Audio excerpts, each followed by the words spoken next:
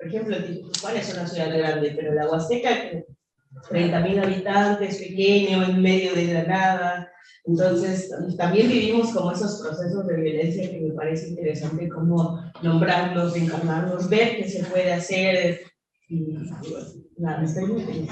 Muchas gracias por venir, Guadalupe, y que conozcas a este grupo fantástico, que además a mí me gusta, cada vez que vengo quiero verlos, porque son como familia, me gusta mucho, siempre. Es un grupo de estudio o algo así. Son de la Lacanianos. No me atrevo a decirte que somos. Algo así. Todos nos agrupamos por el psicoanálisis. Mirá, empezaron en París en el 2000 a armar una colección donde pasaron mucha biografía de Estados Unidos, Judy Butler y un montón de gente. Se llamaba Acoger la recepción, ¿no? Los Gay and Lesbian Studies. Ahí para nosotros se rompió algo. Y este grupo, muchos, fuimos a un congreso que se armó acá, los militantes LTGB armaron un gran congreso que se llamaba Cuerpos Ineludibles, juntaron muchos militantes latinoamericanos. Nos impresionó. Y quedamos en contacto con algunos de ellos, que nos hicieron el favor de darnos un poco de bolilla, porque había un muro antes. Para nuestro grupo se rompió el muro, y a partir de allí se rompió el muro y hubo un gran agujero, donde entramos a circular en otro espacio, otro mundo. Pero diría rápidamente, dejó de funcionar el psicoanálisis como una especie de ontología, de metafísica para interpretar todo pasa por él. No funciona más. Y armamos un lugar que se llama Lateral para estudiar, no sé, hace 40 años más o menos, que hay un movimiento enorme nuevo, que no es la filosofía francesa, que es crítico de la tradición, que remueve supuestos.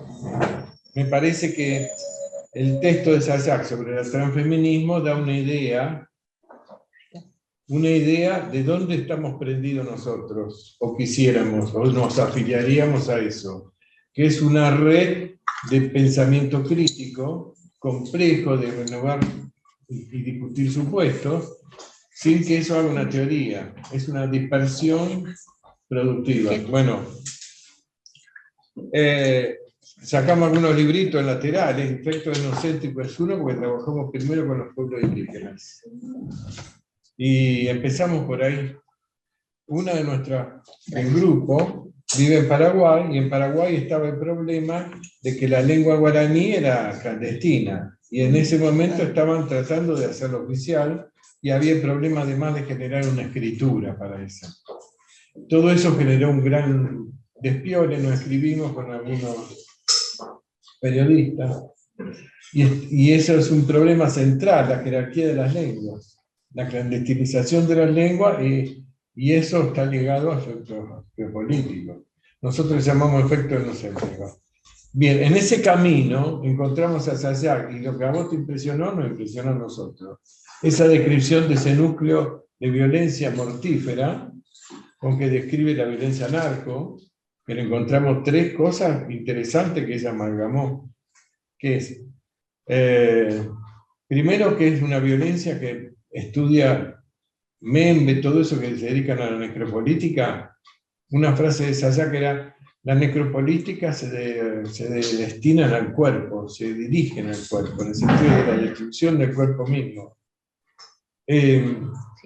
Eso. Segundo, que hay una erotización del tráfico de la muerte, y de los cadáveres. Y tercero, que además hay un mercado, una rentabilidad. Bien, un núcleo central. Cuando nosotros vimos que ese fenómeno lo abordaba de ese modo, nos mandamos por ahí, porque no todos los feminismos ponen tan de relieve la violencia, la destrucción, y además que en campo es crítico e interseccional. Entonces, eso abre otro panorama, me parece a mí. Nos abre otro panorama. Y nos instaló en algo que es más allá de la posmodernidad. No sé, nosotros sufrimos con la escuela cierto efecto de Foucault-Deleuze. Pero encontrar a Sasak desde Tijuana, una cierta perspectiva y otra cosa que la instalación en una racionalidad purificada de violencia. Bueno, se abrió otro mundo y ahí andamos. Situado en Latinoamérica, uno está afectado por cosas terribles, fuertes, ¿no? Sí. Bien. Cuando vino la primera vez, este es un librito que no está más en circulación porque lo mejoramos un poco. Sacamos con las primeras intervenciones de Sayak y sus amigues, sacamos un librito que se llama Erótica, Gore y Transfeminismo. Tenemos algo más para publicar de cuando vino después. A mí me parece central. Estoy tratando de vender esa perspectiva un poco más. Pero mientras calcen, ¿cierto? En la escuela se está difundiendo, donde estamos nosotros en el grupo, se está difundiendo algo más de eso. Bueno, tengo más historia, pero ahí paramos. Y le tenemos que agradecer a Saya que vino y se hizo amiga y nos ayudó a salir de cierto, ¿cómo diríamos? De cierto encierro. Bueno, no sé. Faltan también los compañeros que no sabemos quiénes son, pero se van a presentar. Yo me llamo Zoe, yo vengo de Recomendación de Guadalupe y me trajo y el texto de Muy bien. Mucho gusto, Zoe. ¿Y tú?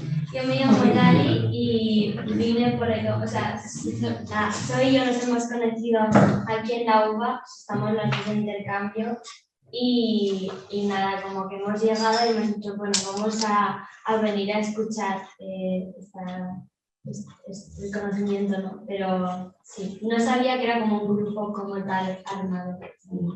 Bueno, pues bienvenido siempre. Además, siempre se puede hacer más grande el círculo de discusión. También eso tiene que ser muy abierto y que se puede, como que se deseó de hacer redes más allá de, o sea, también redes intergeneracionales. Eso es súper importante y en el momento político en el que nos encontramos, algunos tienen la fuerza y otros tienen la memoria, pero necesitamos las dos cosas, ¿no? Porque es muy duro ver cómo en 5 años o menos se está, o sea, el espectáculo de la violencia a nivel político, literalmente político, está banalizando completamente. Lo que sucedió la semana pasada me parece que es un tema que se puede abordar. Hola, ¿qué tal? Bienvenida. Se puede abordar desde muchos lugares, pero da mucho vértigo cómo se está utilizando, cómo se banaliza. ¿Cómo se está banalizando la violencia contra una figura que evidentemente es una figura compleja, porque está ahí puesto un montón de afectos y expectativas que no son ni siquiera de esta persona, sino de toda una, casi digamos que arquitectura de la psique y de lo afectivo, y que estás en contra o estás a favor? No, es mucho más complejo que eso, pero ver que a alguien tratan de asesinarlo en vivo, a nosotros en México ya nos pasó, sí. Y si lo dejas avanzar, no se va a detener. En el 2018 fueron las elecciones más violentas que tuvimos en el país. O sea, asesinaron candidatos. O sea, no sé por qué sonaba, pero sí, no sé. O sea, de verdad, cuando pasó todo esto la semana pasada, me preguntaban qué opinaba. Y en un principio, para mí fue como un shock muy fuerte porque tenía tan normalizada la violencia, o sea, que para nosotros elecciones es sinónimo de violencia. Que a mí no me sorprendió que quisieran hacer todo eso, ¿no? O sea, para mí era normal, pero por supuesto, y que sea normal no quiere decir que sea bueno, ¿no? O sea, a mí me daba más coraje que miedo, por ejemplo, pero lo que dice esta discusión de ellos o nosotros, el amigo-enemigo, tan en el público, de ahí circularon como imágenes de las manifestaciones previas, o sea, con discursos de odio potentes, gráficos, que es como, bueno, ¿qué está pasando? Proponer la muerte directamente. Acá hubo otra forma de violencia que era la violencia narco-mexicana, o la violencia mexicana, en el sentido que en el 76 instalaron campos de concentración, desaparecieron gente, todo eso es una variante bien argenta. y muy pesada. Pero el periodo anterior también había sido pesado y violento. Que además lo preocupante es que parece que la democracia es una cosa que sale así de brota de la tierra, y aquí costó un montón de gente y de muertos para llegar hasta aquí.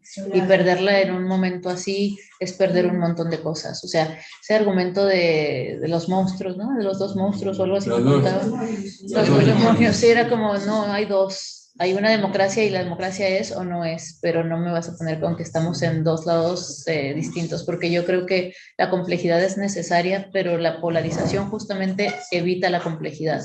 Y eso es súper peligroso. Y bueno, claro, Guadalupe, tú has de ser mucho más joven, no sé cuántos años tienes. Sí, pero hubo un momento político muy estratégico en la banalización de la violencia contra lo político en México, que fue en los años 2000, 90, 2000, cuando empezó también, los 90 más que los 2000, empezó el neoliberalismo, el Tratado de Libre Comercio, y asesinaron a un candidato que parecía que iba a ser presidente de México, que se llamaba Colosio.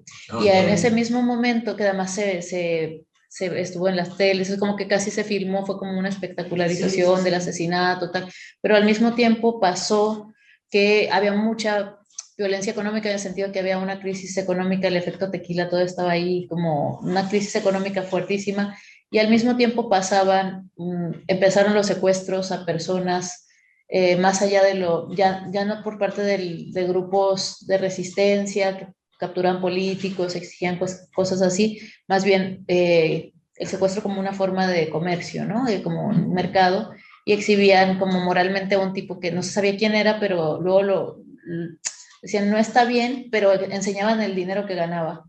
Entonces era como, me estás diciendo que no lo haga, pero estamos en crisis y están los costales de dólares ahí, entonces no entiendo cuál es la orden y la contraorden aquí. Me está diciendo, está moralmente mal, éticamente es deleznable, pero tenemos una crisis terrible y aquí la violencia económica está muy fuerte, y creo que también ese termómetro social está haciendo que la gente se desespere mucho, porque hay mucha frustración. Bueno, y ustedes son psicólogos mejor que yo, sabrán todo eso. Pero el barómetro, sí. Eso que aquí se llamó el efecto tequila, eso es de lo que estás...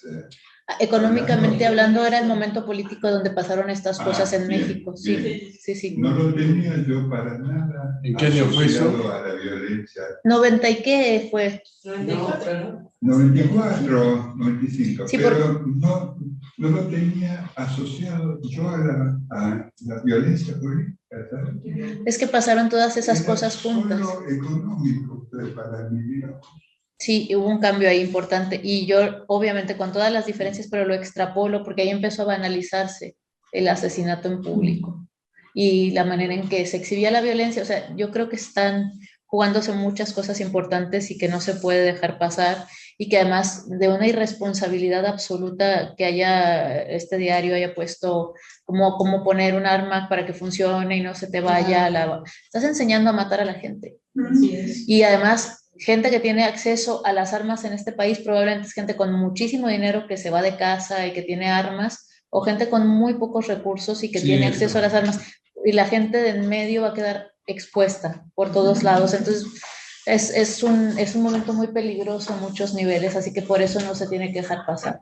Me daría la sensación de que esto va a seguir creciendo. Sí, claro, pero hay que seguir saliendo. Claro. Más allá de que estemos de acuerdo o no, porque también es esa cosa, ¿no? De repente parece que uno tiene que profesar una religión en lugar de un posicionamiento político, pero yo creo que una vez más, Juan Carlos y todos, el cuerpo no nos lo pueden quitar, porque salir al espacio público es la política, ¿no? O sea, volver a protestar y seguir protestando y seguir protestando y seguir protestando.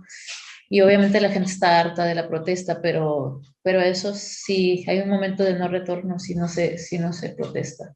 Y además yo creo que tiene que haber no punitivismo, sino exigencia de una disculpa pública por parte de ese diario, y también consecuencias. O sea, tiene que tener consecuencias no punitivas, pero restaurativas, ¿no? De esto no se puede hacer.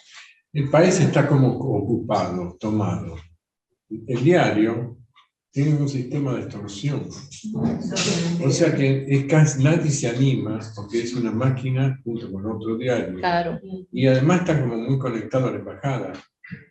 Entonces no hay ¿cómo te puedo decir? Las grandes empresas, las grandes cámaras, todo están abroquelados con los diarios de embajada, entonces tienen tal fuerza Sí. que el resto no es fácil. ¿Qué hacer con todo eso? Y No hay una legalidad democrática, quedó ya descartado para mi juicio. No sé. Sí, sí, porque las grandes máquinas de producción de información, desde las redes hasta los diarios, pues son los que dan el golpe de Estado siempre antes de que El suceda. Mercurio, el Globo, todo. Pasó en Brasil, o sea, cuando pasó con Dilma, que le dieron el golpe estaba dado internacionalmente antes de que pasara en Brasil, y me di cuenta de eso del régimen live streaming que hablamos alguna vez, porque yo tuve que viajar a Sao Paulo, y en México el golpe ya estaba, ya había pasado, y yo llegué aquí una semana después, y Dilma todavía estaba al poder, la estaban haciendo el golpe, pero no había salido, y internacionalmente ya estaba dado, o sea, la opinión estaba formada antes de que sucedieran las cosas. Creo que eso está un poco así pasando, pero bueno, esa no es, no es el tema, pero sí es el tema, ¿no? Es el tema, sí. Se voy a decir que es el tema. Es el tema, o sea, no es a lo que veníamos, como que, pero no se puede no hablar de eso, ¿no? Creo que... Y me parece que hay algo creciendo de la violencia. Cuando vos viniste la primera vez, creo que era el 2016. Sí, yo creo que sí, 17, creo. 17. Bueno, sí, me parece que en ese lapso cambió algo fuertemente.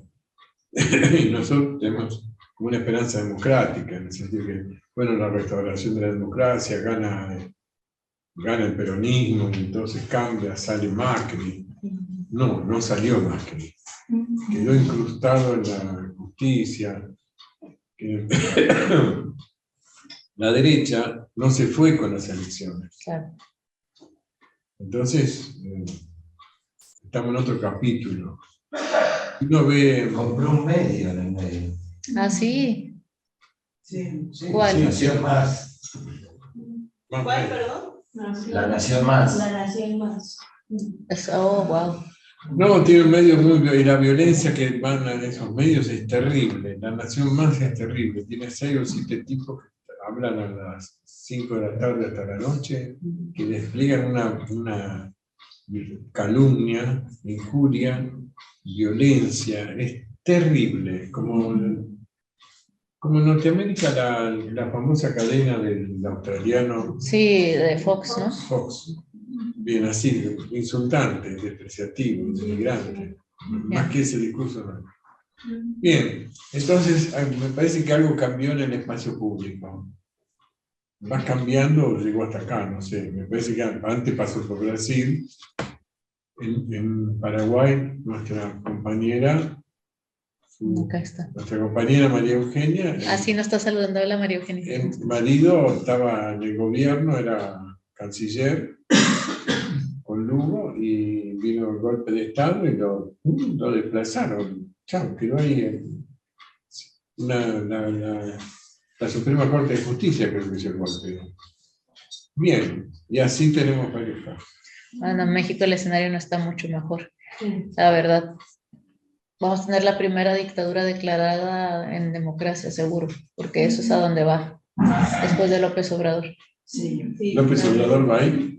Él no, él es parte, pero no, yo creo que va a quedar un gobierno militar, estoy segura, después, y autoexigido por la población. Eso. Yo justo analizábamos ¿Con qué argumento? esa figura.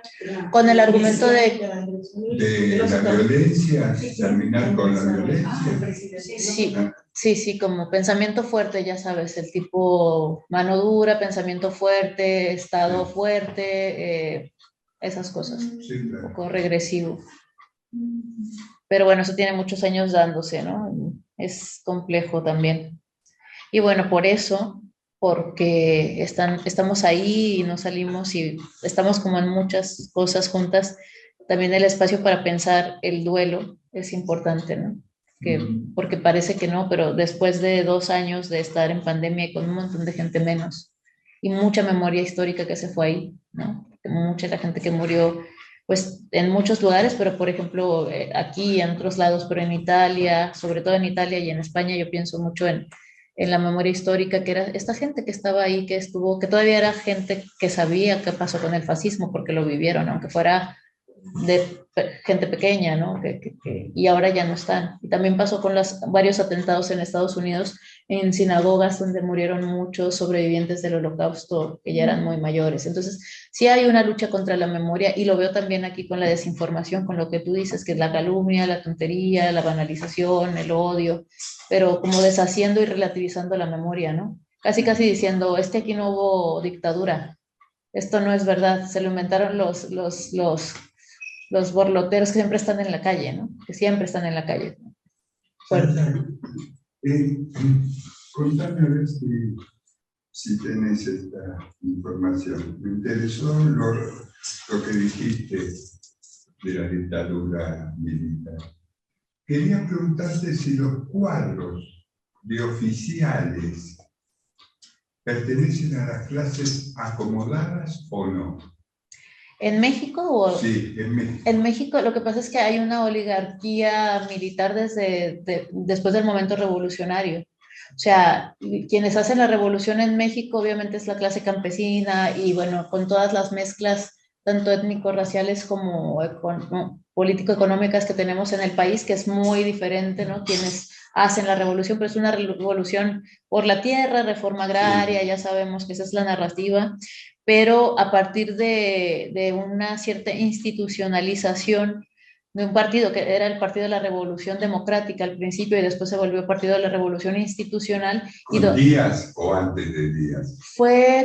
Díaz era el dictador que estaban, fue después, y no me acuerdo quién fue el primero. Bueno, Madero, que matan, sí. Luego matan a los caudillos de la reforma agraria, del norte a Pancho Villa y del sur a Zapata, y después todos los gobiernos fueron generales, ¿no? Militares. Desde ahí la democracia empezó con gobiernos militares hasta que empezaron con administradores tipo años 50 y muchos, 60, porque incluso Cárdenas era militar. Y bueno, Cárdenas tenía un proyecto más socialista, más tal, y de reforma agraria real y de otro tipo de cuestiones, pero a partir de ahí vienen los administradores, y luego viene Cárdenas, y un poquito después el milagro mexicano, que es como la producción como de que se vuelve potencia económica y todas estas cuestiones, y ya empiezan como la cuestión más de administradores o civiles, sobre todo abogados o economistas al poder como presidentes, pero antes de eso todo el gobierno que tuvieron, se tuvo en México, 4 o 6 presidentes eran generales de la revolución, ¿no? Entonces viene como muy asentada la vena militar en México. Y luego, bueno, ya viene también otro tipo de cuestiones, la guerrilla, la guerra sucia, el asesinato de los estudiantes, justo la guerra sucia después, y toda la impunidad militar que hay detrás. Y la figura de la desaparición forzada, que tiene que ver con el Estado, y que bueno, ahora es una figura muy difícil a la cual acudir, porque si no se puede demostrar que el Estado mexicano fue quien desapareció a las personas, entonces no son desaparecidos. Y hay como una indefensión por todos lados, porque hay muchísimos desaparecidos. Hay mucha impunidad. Sí, y tiene mucho que ver con esa banalización de la violencia y con esa no cultivo de la memoria política, porque ha habido mucho como violencia de alta intensidad, pero que no se declara, ¿no? O sea, yo casi creo que podríamos pensar que hubo una dictadura constante, pero que nunca hablamos de dictadura, porque justamente el ejercicio de hacer que prevalezca la violencia tiene que ver con no contar con una memoria política que sí tienen aquí, que tienen en Chile, que tienen en Brasil. Creo que vemos que ahí está también el derecho a reclamar el espacio público, y la memoria también van como muy ligados. Yo siento que aquí, aparte de todo lo que ya sabemos, es un pleito no solo por la discursividad, sino por la memoria, y la memoria por quién merece vivir y quién ya no, ¿no? Es fuerte, y eso me conecta con la idea de duelo. O sea, aquí el duelo es público, y la marcha, todas las marchas de todos los días también están vinculadas con esa cuestión. No exactamente del duelo público, pero con una memoria que tiene que ver con una... Hay algo de trasfondo del duelo. Yo creo que sí. Porque las marchas evocan también las grandes luchas, por ejemplo, ya te digo, las grandes masacres, los fusilamientos del 55, 56, los bombardeos, el 76. Las marchas memorizan la historia y los otros, los diarios, suprimen eso. Claro, la negación de la memoria, pero que sale con el cuerpo social en el espacio público.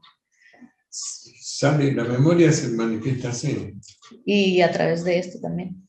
Que ahora a la gente ver. no le gusta mucho leer, pero sí, ahí está. Bueno, podríamos hacer memoria con folclore digital, que también es otra forma, pero sí, yo creo que en lo que estoy trabajando ahora y que lo había hablado con ustedes, porque como saben, yo me tardo mucho pensando las cosas, soy bien lenta pensando, necesito mucho tiempo para pensar, entonces ideas que vienen de hace 20 años apenas puedo como saber a dónde va, que tiene que ver con mis procesos también, ¿no? Como que de sentir, de digerir, de lenta digestión, diríamos, como, y yo creo que Capitalismo World tenía ya esa impronta de cómo se estaba manejando la economía de la muerte, la violencia, el género, el Estado machista y necropolítico en México y estas cuestiones, pero también el proceso de neoliberalización y de precarización de la vida a través justamente de producir vividas invivibles e inviables a través de la violencia económica que está pasando aquí, o sea, la deuda cotidiana, la inflación, la desvalorización de la vida a partir de justamente la desvalorización del dinero y bueno, todas estas cosas, me parece que allá estábamos en los 90 también, y yo decía que íbamos a llegar a la modernidad, pero en ataúd, ¿no? Y era un poco como posmodernidad, cuando dijiste algo de posmodernidad, parecía un chiste, pero no una anécdota, ¿no? O sea, íbamos a llegar, pero en ataúd. Y eso me quedó dando vueltas, y a partir también de la influencia que han tenido ustedes en este país, ustedes, los diálogos con ustedes, con este grupo, con otros grupos de resistencia, con ir a Córdoba, ir al U2, venir aquí a los diferentes lugares de memoria, me quedaba pensando que además era muy doloroso y además energéticamente muy pesado, ¿no? O sea, no es que vas a esos lugares y vas ahí y te sientes fatal, aunque no seas de ahí, no, energéticamente hay algo en los espacios que no puedes soltar, o sea, que te tocan de una manera en que no puedes explicar. Y eso me pasa también en diferentes lugares, en México, ¿no? Lugares que uno no puede, o sea, sabes que pasó algo ahí.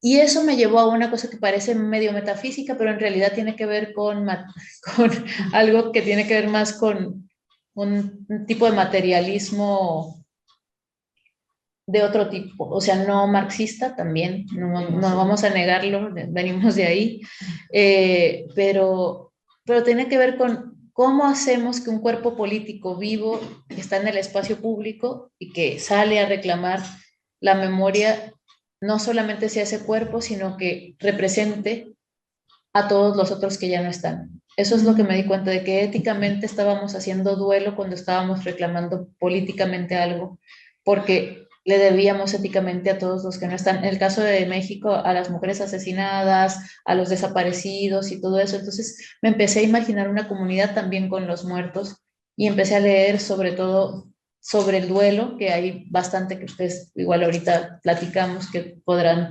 decirme más cosas sobre esto. Y hay un texto bien bonito de una psicoanalista, creo que es de aquí de Argentina, ¿cómo se apellida? Kirbel o algo así, que ella habla del duelo con su madre y de cómo ella no solo la sigue soñando, sino que la sigue sintiendo, y cómo eso hace que ella efectivamente no pueda desprenderse. Y entonces me di cuenta y bueno, reconocí que aquello que los muertos no se mueren cuando se mueren, sino cuando los olvidamos, ¿no? Y que nuestro afecto mantiene vivas esas comunidades, y también tenemos una comunidad con nuestros muertos. Y eso, a partir también de una lectura de las 12 tesis sobre la economía de los muertos, que es un libro, son 12 tesis pequeñitas de John Berger que salen en los años 90 en un libro que tradujo, no sé si es Planeta, no me acuerdo ahora, pero se puede conseguir. Y él habla de que la idea del duelo y la idea de la comunidad de muertos en Occidente se clausura a partir de la modernidad y nos dejan sin el derecho a tener una comunidad con los muertos. Esa lectura me hace sentido afectivamente, y efectivamente cuando me doy cuenta de que a todas las personas que se nos ha muerto alguien, sentimos que esa persona que murió no deja de estar, porque le recordamos y porque le sentimos adentro. Entonces tiene que ver con memoria.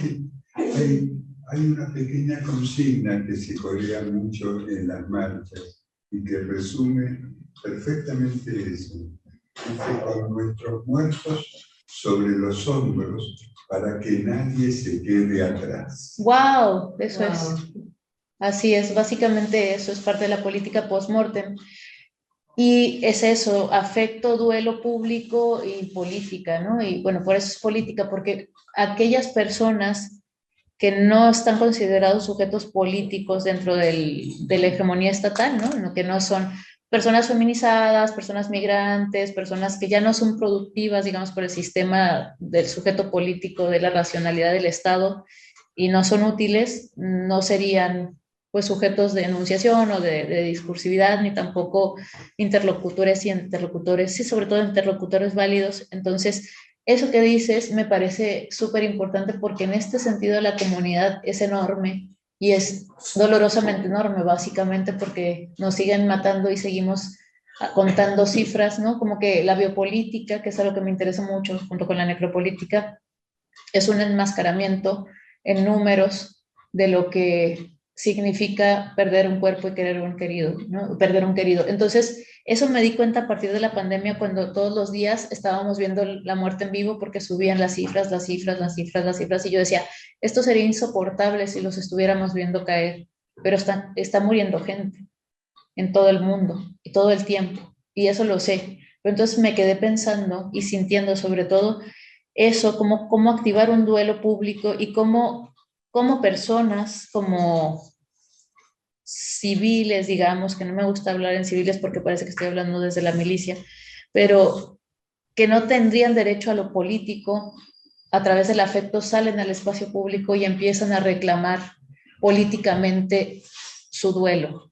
Y entonces se convierten en sujetos políticos que, como tú dices, traen en los hombros a sus muertos, ¿no?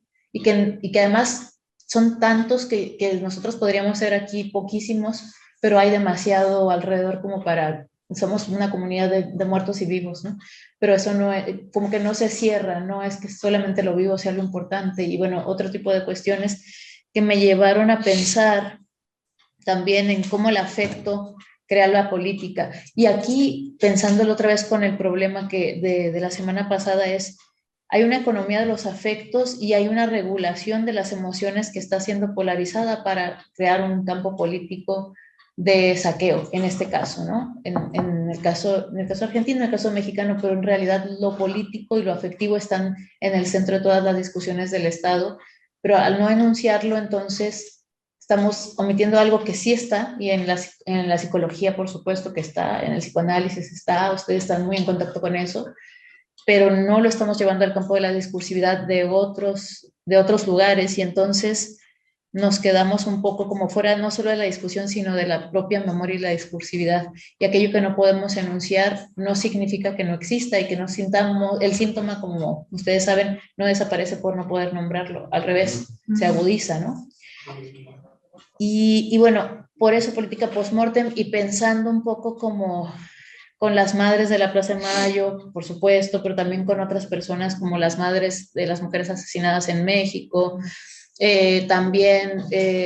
reclaman en México, hay movimiento público. Todo el tiempo, y ahora está más vigente y es más audible, digamos, porque empezaron a salir a la calle personas más jóvenes, sobre todo, ¿no? Sí. Y empezaron a hacer pintas en los monumentos y a quemar contenedores y a gritar que están hartas y a hacer ruido, ¿no? Un poco como defenderse y a escandalizar, que me parece totalmente válido, porque quieren equiparar violencia política y con la violencia patrimonial, que ni siquiera es el patrimonio, ¿no? No están destruyendo nada. Eso es vandalismo, básicamente, pero no sería violencia directamente equiparable.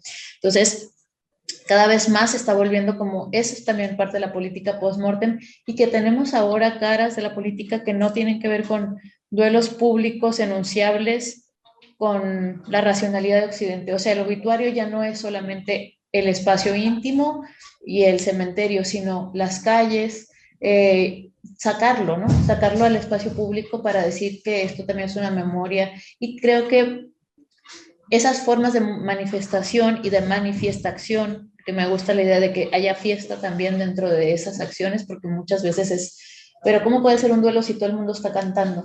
Porque también el duelo se baila y el duelo se canta. Y en contextos como el nuestro, pues el tango es eso también, ¿no? Ahí estás bailando. El tango es nostalgia, duelo de la patria, bueno. Y se baila. Y pasa por el cuerpo de una manera que, claro, se hace un... Tenemos esa suerte.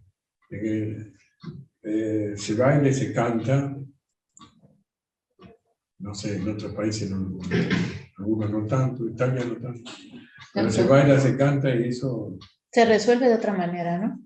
Sí. Hay una resolución corporal que es bastante más como convidante, digamos, de otros. No sé si se puede decir eso, pero que convida a venir, a estar.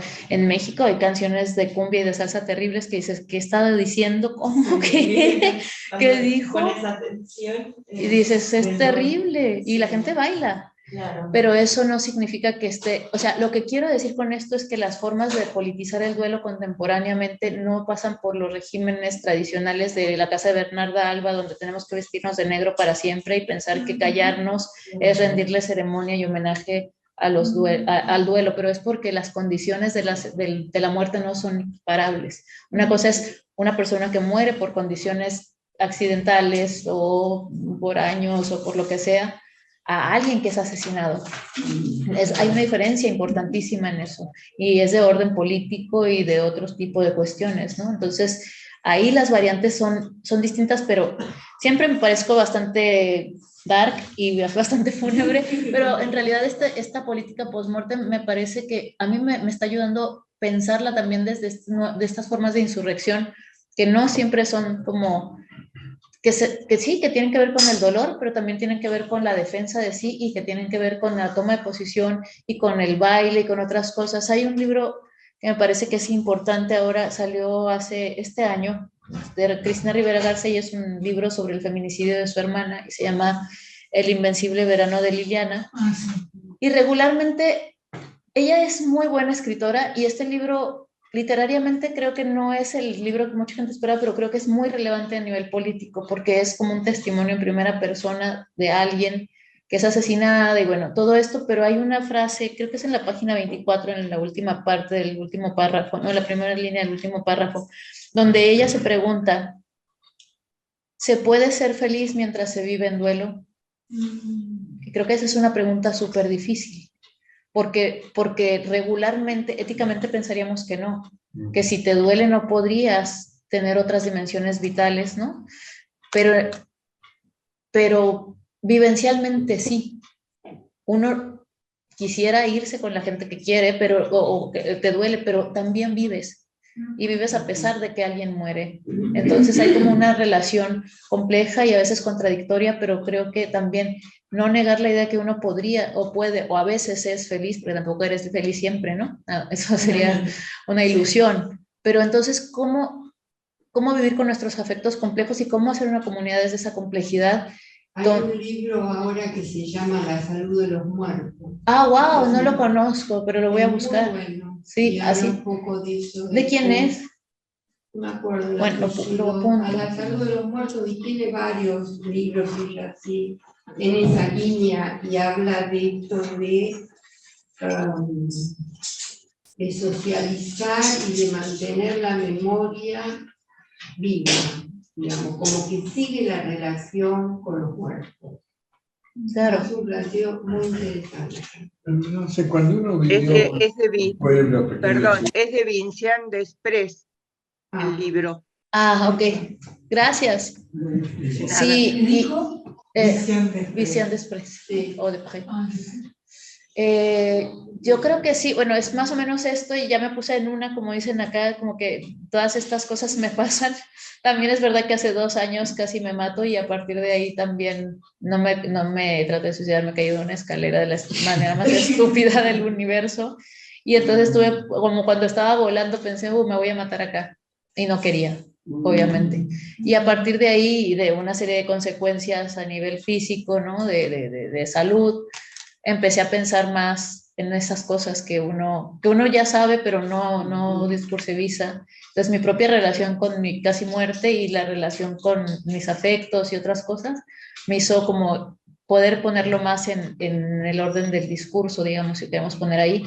Y me ha dado, es curiosísimo porque me ha dado mucha vitalidad pensar en eso como una comunidad que no está cerrada, como dices, porque nos ayuda a sentir de otra manera y a hacer otras cosas. Y luego también la figura del zombie haitiano, me parece, ahí viene la raíz de colonial, ¿no? De cómo nuestros espacios son necrópolis contemporáneas, no solo, ya no metrópolis, no solo metrópolis, pero necrópolis, que es una idea que viene mucho de las negritudes, ¿no? De que todas las ciudades y la metrópolis, sobre todo francesa, en el caso de muchas de las colonizaciones, o en anglo o algo, están fundados sobre la sangre y el trabajo de cuerpos racializados, en el caso negros. Y la figura del zombie en Haití es muy interesante porque sería esta persona que el Bokor, que es el Bokor es como uno de los brujos tradicionales. Voy a contar rápido para poder ya luego hacer una conversación, pero que la parte de colonial viene también desde, bueno, las tradiciones ancestrales que sí se comunican con los ancestros que están muertos, pero no son solamente las personas que murieron, sino también los huacas, que son las montañas, los ríos y todos estos ecosistemas que estamos matando básicamente, ¿no? Deforestando, rapiñando, contaminando. Y ese espíritu de los ancestros también tiene que ver con algo que está muriendo pero que sigue vivo. Entonces, es todavía complejo de abarcar. Todavía estoy muy humanocéntrica, si pudiéramos decir de una manera, ¿no? Estoy muy en la relación social y los afectos humanos no me gusta, pero en este sentido más relacional. Pero también la figura del zombie me parece interesantísimo porque los zombies son personas, no que regresan de la muerte, pero son personas que el Bokor, que era como un tipo jefe de la plantación, volvía zombies a través de la tetradoxina, que es esta toxina del pez globo que te puede hacer como que parecer muerto, es suficiente cantidad como para que parezcas muerto y dejes de respirar y después regreses si no estás muerto. Entonces era como a los insurrectos y a la gente que se sublevaba, les soplaban tetradoxina, los mataban, entre comillas, los llevaban, los enterraban y luego ese mismo día a la noche los desenterraban y se los llevaban a otra parte de la isla, estoy hablando de Haití en específico, y los arrancaban de su contexto y de su comunidad y los llevaban a trabajar, pero ya no tenían memoria ni nada, era un muerto que trabajaba. Que esa sería la figura ideal del capitalismo contemporáneo. Estamos llegando. Y entonces el zombie lo que apela es a su derecho a morir o a su derecho a regresar a sus familias, pero entonces regresaban, a veces recuperaban la memoria, regresaban después de muchos años y las personas les daba miedo, claro, cómo regresa de la muerte, entonces terminaban matándolos a veces las propias comunidades porque era como pues una cosa imposible, ¿cómo regresas? Pero entonces esa figura me parece súper interesante, que es además hacia donde parece que tiende el neoliberalismo contemporáneo cada vez más. Sí, o sea, sería como una ausencia, una metamorfosis, una ausencia y una imposibilidad de reconocimiento a la comunidad originaria a la que perteneció. Es pesado eso. Es duro, si no te creas, a veces no puedo dormir. No, es duro. Entonces, casi siempre lo paso bien pensándolo, pero también estoy el malestar es parte, ¿no? de la cosa de pensar.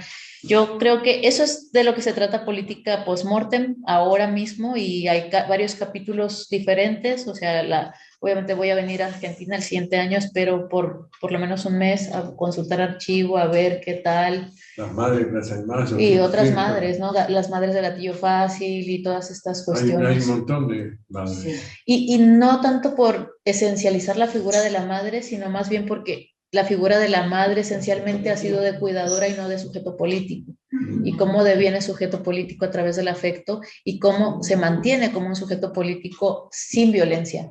Que me parece, los casos que me parecen interesantes es no replicar la violencia que se ha ejercido sobre tus hijos. Y esto me parece muy interesante, ¿no? O sea, como una forma de justicia, de reclamo de justicia que no es punitiva y que no se doblega ante las reglas del juego del Estado, que en otros casos sí pasaría, ¿no?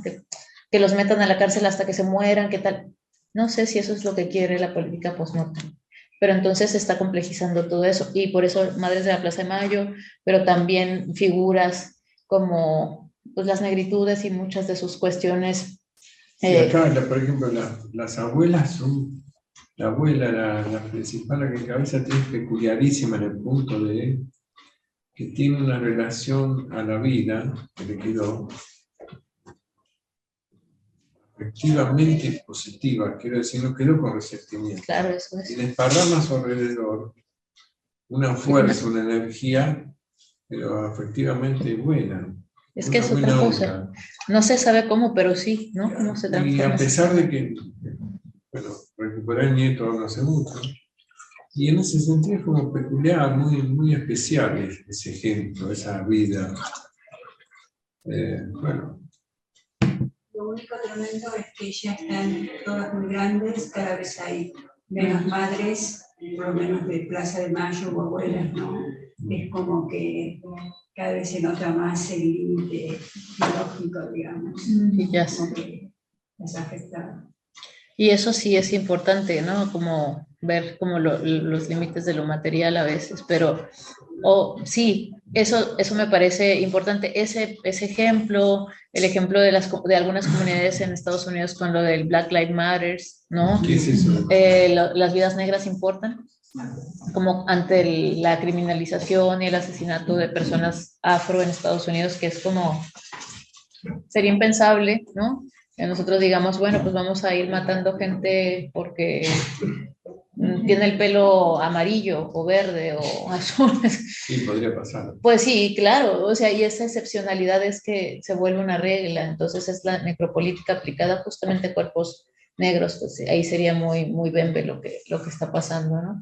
Pero, y otros ejemplos, pero bueno, eso es básicamente, y el libro que salió hace poco es sobre un ejemplo de una comunidad de mujeres sexoservidoras o trabajadoras sexuales en México, que son una comunidad de mujeres sexoservidoras trans, que sacan a manifestar un ataúd con una persona que asesinaron en su trabajo, y ellas agarran al asesino, lo llevan ante la justicia, tal, lo dejan salir porque es guardaespaldas de un político mexicano, y entonces no importa, ellas van al cementerio, llevan a su compañera pues vestida, ataviada, como pues van haciendo un velorio básicamente, y una de las amigas, la mejor amiga, dice, no puede ser, o sea, es que no las podemos enterrar así, la vamos a llevar adelante de la fiscalía y la vamos a manifestar de cuerpo presente.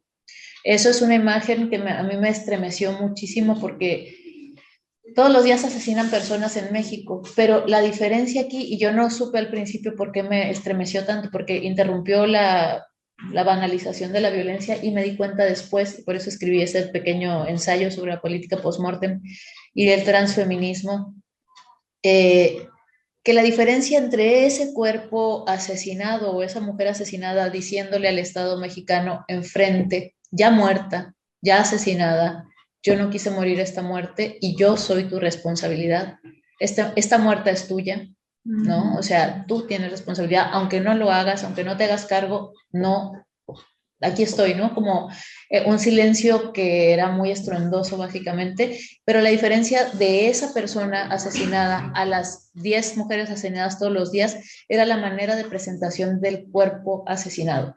Estaba completa, estaba acompañada, había deudas, personas que la acompañaban y que estaban creando una comunidad de afecto para ella, cosa que no sucede con las mujeres asesinadas todos los días que vemos destrozadas en descampados, que están por todos lados, que ni siquiera sabes si las encuentran completas. Y yo me di cuenta, también pensándolo mucho, por qué unos muertos importan y los otros no. Porque la manera de acompañar a esos muertos hacen que también podamos generar empatía o no. Y pensaba que evidentemente por las pulsiones de vida y de muerte y otras cuestiones más complejas que también usted seguro que vamos a poder dialogar más sobre esto, difícilmente alguien vivo como nosotros se puede identificar y empatizar con una bolsa de basura con restos humanos, porque nadie querría estar ahí, ni tampoco querrías que alguien que quieres esté ahí. Y no es porque lo quieras evitar, simplemente porque no es posible, hay una distancia emocional muy fuerte con la identificación con eso, porque estarías aceptando que, ¿no? Como que daría mucho vértigo identificarse o empatizar con eso. Sin embargo, un cuerpo que tiene un duelo, que tiene una comunidad de afecto, ahí se puede empatizar.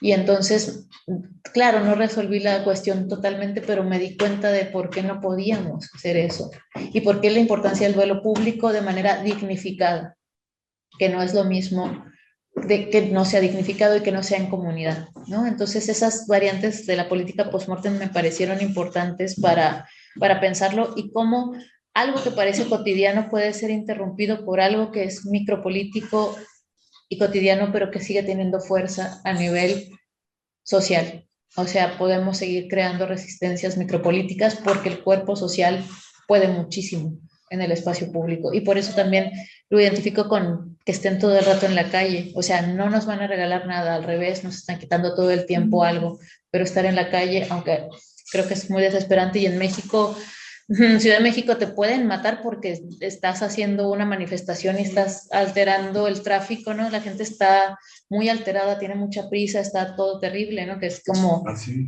¿Se venden armas como en Estados Unidos, en México también? No, no puedes tener... No, de hecho está penado. No se puede, pero Estados Unidos puede, pero mucha gente trafica armas desde Estados Unidos a México, o sea, hay mucha población armada en México, sí, eso sí, se puede conseguir. Se pueden conseguir las armas, pero no son legales. Pero bueno, la mitad de las cosas, o el 80% de las cosas que pasan en México no son legales y se hacen. Entonces, tremendo. Pero bueno, ya voy a cerrar ahí porque estoy como muy compenetrada con la idea de lo post-mortem y también siempre que vengo acá me pasa, estuvimos en la UNCI, bueno, también vi un muralito que hay ahí sobre las madres de la plaza pero de Quilmes, ¿no? Y hay como pues muchas memorias y tal. A mí me afecta siempre. Cuando vengo y voy a ciertos lugares, pues no me lo puedo sacar. Es difícil. Y bueno, con todo lo que ha estado pasando, yo tampoco estoy como, ¿qué está pasando? Bueno, sí, me imagino que está pasando y quiero dar una respuesta, pero necesitamos tiempo. Sí, estamos. Los Quilmes, ¿sabes eso? Era una etnia.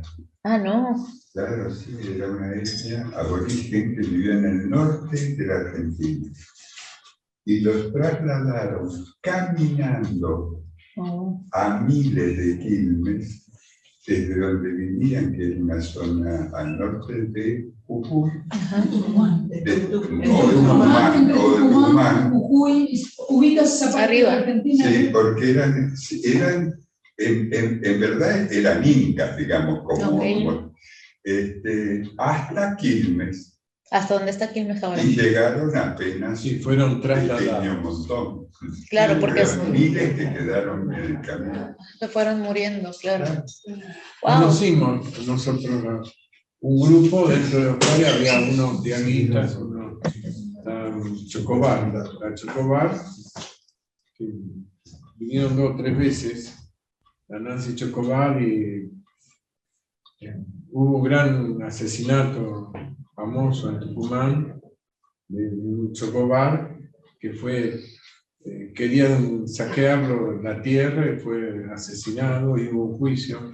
Y este librito fue ese juicio, en efecto no se entregó. Es el de abajo, porque tiene una exposición de los pueblos originarios. Pero bueno, desde Tucumán lo trasladaron por la fuerza firme, ¿no? Pero sobrevivieron, eso quiere decir, y ahora militan y activan. Sí, no están más a merced frente a la tropelía, hicieron juicio y lo ganaron. Puede ser que sea Tucumán.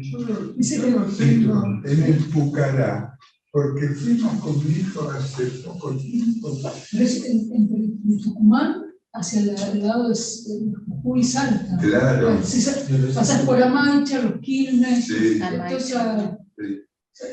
Bueno, no sé, Juan Carlos, si quieran que abramos como conversación y también a la gente que nos está escuchando del otro lado de la pantalla, inquietudes, aportaciones. Pues sí, aquí hay un par de comentarios que no sé qué dicen. ¿Cuál libro? Sí, decían. Ese es el nombre del libro que citaron antes. La salud de los muertos. Ahí está el nombre. Su lema.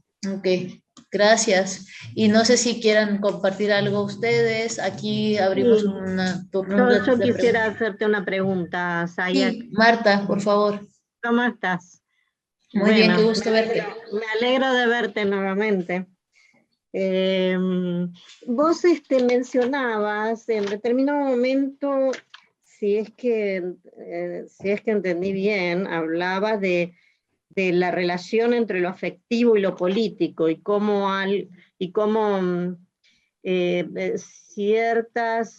ciertos sucesos que se vivencian como desde lo afectivo o que impactan en lo afectivo, desde ahí pasan al ámbito político. Repetimos para que escuchemos, acá no se escucha en el público, repetimos. Ok, dale. Dale. Sí, perdón. Adelante, Marta. De la relación entre lo afectivo y lo político. Que como ciertos hechos que afectan en lo afectivo, desde lo afectivo se pasa a una manifestación pública que vuelve político ese hecho. Me parece que contabas, digamos, de tu encuentro como con esa relación, ¿no? Pero si no entendí mal, decías que eso no pasa a la discursividad. Y quería, si es que lo entendí bien, quería pedirte si podías explayarte un poquito más, porque no entendía muy bien en qué sentido decías eso de que no pasa a la discursividad. Sí. Repetir la pregunta para que bueno, hablando del paso de lo afectivo a lo político y cómo eso no pasa a la discursividad, que fue algo que dije en algún punto y que quiere que retome para hablar de eso. Efectivamente, lo político es afectivo en la base, ¿no? O sea, sabemos que sin pulsiones la política no existe, pero la cuestión de la discursividad, aquí yo me refería a que hay una serie de, también creo que hay que hacer como varias precisiones. Una es la discursividad de Occidente y la racionalidad también estatal de cómo podemos hablar desde lo político con la encriptación que nos prepara el Estado para hablar de lo político, o sea, cuáles son los lenguajes disponibles para lo político y todo lo que no se circunscribe a eso, que queda fuera y entonces no es entendido, entonces es leído desde otro lugar. La discursividad en ese sentido como que omite esa parte de lo afectivo para justo no hacerse cargo de su responsabilidad política, ¿no? Un ejemplo, el ocultamiento de la memoria. Si se hace trabajo de política, también se hace trabajo de narración y también se hace trabajo de discursividad. Y bueno, y la elaboración del duelo a través justamente del análisis o del psicoanálisis u otras cuestiones que tienen que ver con discursividad. Ahora mismo creo que hay varias formas de discursividad que no pasan por lo escrito, por supuesto, pero que están creándose a otros niveles semiótico-técnicos, ¿no? Podemos decir visualmente, auditivamente, otras cosas que estamos como trabajando de manera a veces no tan exhaustiva porque participan como de otro lenguaje generacionalmente distante. Por ejemplo, lo que se hace, pienso en un ejemplo concreto que sí es una discursividad, pero que no tenemos las formas de legibilidad como democratizadas, digamos, ¿no? O sea, a lo mejor nosotros tenemos una discursividad lectoescritora. Hacemos libros, leemos, dialogamos, discursivizamos, entendemos, tratamos de comprender, racionalizamos y lo escribimos. Pero luego hay un montón de huecos contemporáneamente porque falta como una, no sé si falta, pero está en juego más bien ciertas discursividades que ya no pasan por la lectoescritura y no pasan por el pensamiento y su racionalización. Y no digo que racionalización sea igual a mejor que afectividad, creo que no, que son traducciones de fenómenos desde diferentes aproximaciones. Y aquí también pasaría también por la manera en que en el idioma que lo escribimos, porque también estaban hablando de lenguas que permiten ciertas cosas y que nosotros ni conocemos, ¿no? También esta cuestión, no, yo estoy hablando desde un momento, desde el lugar, desde el pan español que hablamos, o el pan castellano, o el argentino, o el mexicano, porque hablamos 20 y tantas lenguas en este país, o sea, el español que hablamos es un quilombo, como dicen aquí, no, les entiendo, pero no, o sea, como que hay hay unas discursividades muy propias de la regionalización del idioma que hablamos. Pero ahora bien, y voy a tratar de acotar, por ejemplo, hay una discursividad, digamos, post-mortem en ciertos ejercicios de folclore digital, por ejemplo, en las redes hace unos años, como 3 o 4, cuando había actos terroristas o cuestiones así, todo el mundo ponía su banderita para decir que estábamos en duelo internacional porque había pasado algo terrible en cualquier lugar, ¿no? Entonces ponías tu bandera de Países Bajos, que pasó algo, entonces todo el mundo ponía en sus Facebook, cambiaban, o el pañuelo verde, o sea, que son formas de discursivizar a través de iconografías que construyen un correlato de sentido político para una serie de personas y colectivo. Luego, hay una cosa que a mí me parece muy interesante, que es, eso tiene una discursividad porque hay un correlato de sentido material que la sustenta. O sea, hay una discursividad en la memoria y hay una discursividad en la traducción de esa memoria a un icono. Pero luego hay un montón de discursividades que si no participas de la conversación pueden tergiversarse. Entonces, pienso, por ejemplo, como ejemplo de política post-mortem, una cosa que me pareció muy interesante y que eso yo le denomino encriptación del sentido de la imagen y que me parece que se puede, ya sé que cada vez estoy peor, ya ves que cada vez me voy a expresar de manera menos clara, pero bueno, la cuestión es que pasó, creo que fue en Países Bajos o en Holanda, no estoy segura, que hubo un asesinato de personas, los atropellaron y dijeron que era como un acto terrorista, no me acuerdo bien dónde fue, en cualquiera de estos dos, pero... Y los holandeses se negaron a reproducir las imágenes del atentado porque dijeron que eso era revictimizar y me parece súper bien, y que además dijeron que no pusieran la bandera de Holanda, que realmente si querías expresar un duelo, pusieras en tu perfil una figura de un gatito. Y de repente nos empezamos a encontrar figuras de gatitos en muchos perfiles, no en todos, pero en muchos perfiles, y esto a mí me pareció un trabajo de traducción al duelo internacional a través de una figura, de una imagen encriptada que no remitía ese duelo ni a las imágenes de violencia, sino a la solidaridad internacional que se desataba a través de una figura que no tenía nada que ver. Pero tendrías que participar de la conversación para saber que el gato significaba duelo. Y es como que muy meta, pero me parece interesante porque interrumpe la instantaneidad que se nos exige en las redes, ¿no? Todo el mundo puede, estamos todos súper consternados por lo que pasó, pero le das clic, like y ya fue. En realidad, interrumpir el flujo de la velocidad de esa información y discursivizarlo de una manera diferente hace que realmente pensemos en lo que sucedió y cómo nos estamos solidarizando con eso. Pero tiene un ejercicio no solo de voluntad, sino un ejercicio de práctica colectiva e internacional. Y eso me parece muy interesante y es muy sutil y es en las redes, pero implica un momento de puesta en común de algo, que a veces no se puede hacer tanto en las redes porque funciona de otras maneras, ¿no? Entonces eso podría ser un ejemplo de política post-mortem digital, y suena muy complicado, pero no significa que no tengamos que hacer frente a justamente la velocidad de profesar un discurso rápido que no te haga ponerte ahí. Parece que interrumpir y poner un símbolo que represente un correlato de sentido para solidaridad internacional y duelo. Me gustó mucho esa idea, ¿no? Que los gatitos a mucha gente le pueden gustar, pero ¿qué significa un gato en estas condiciones? Pues hay una pregunta por medio. Y la discursividad, pues también puede pasar por ahí, Marta. Lo que pasa es que también soy del régimen de los migrantes tecnológicos, y yo soy más de la escritura y de los libros, así terrible. Me siento como que somos de las últimas generaciones que vamos a detenernos a hacer esto, pero quizá no.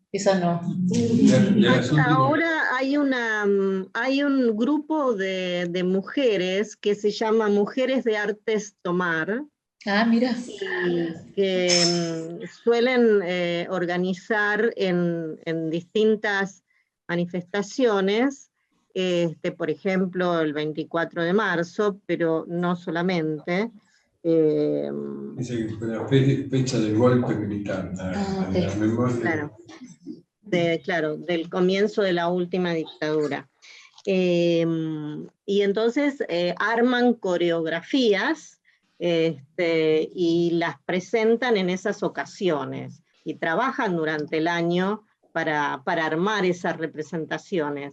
Es un grupo bastante numeroso de mujeres que hacen eso. ¿De acá? Y ahora hay otro grupo que ha comenzado muy en estos días, que se citan, creo que cada 15 días para marchar en círculo en la plaza que está frente al Palacio de Tribunales.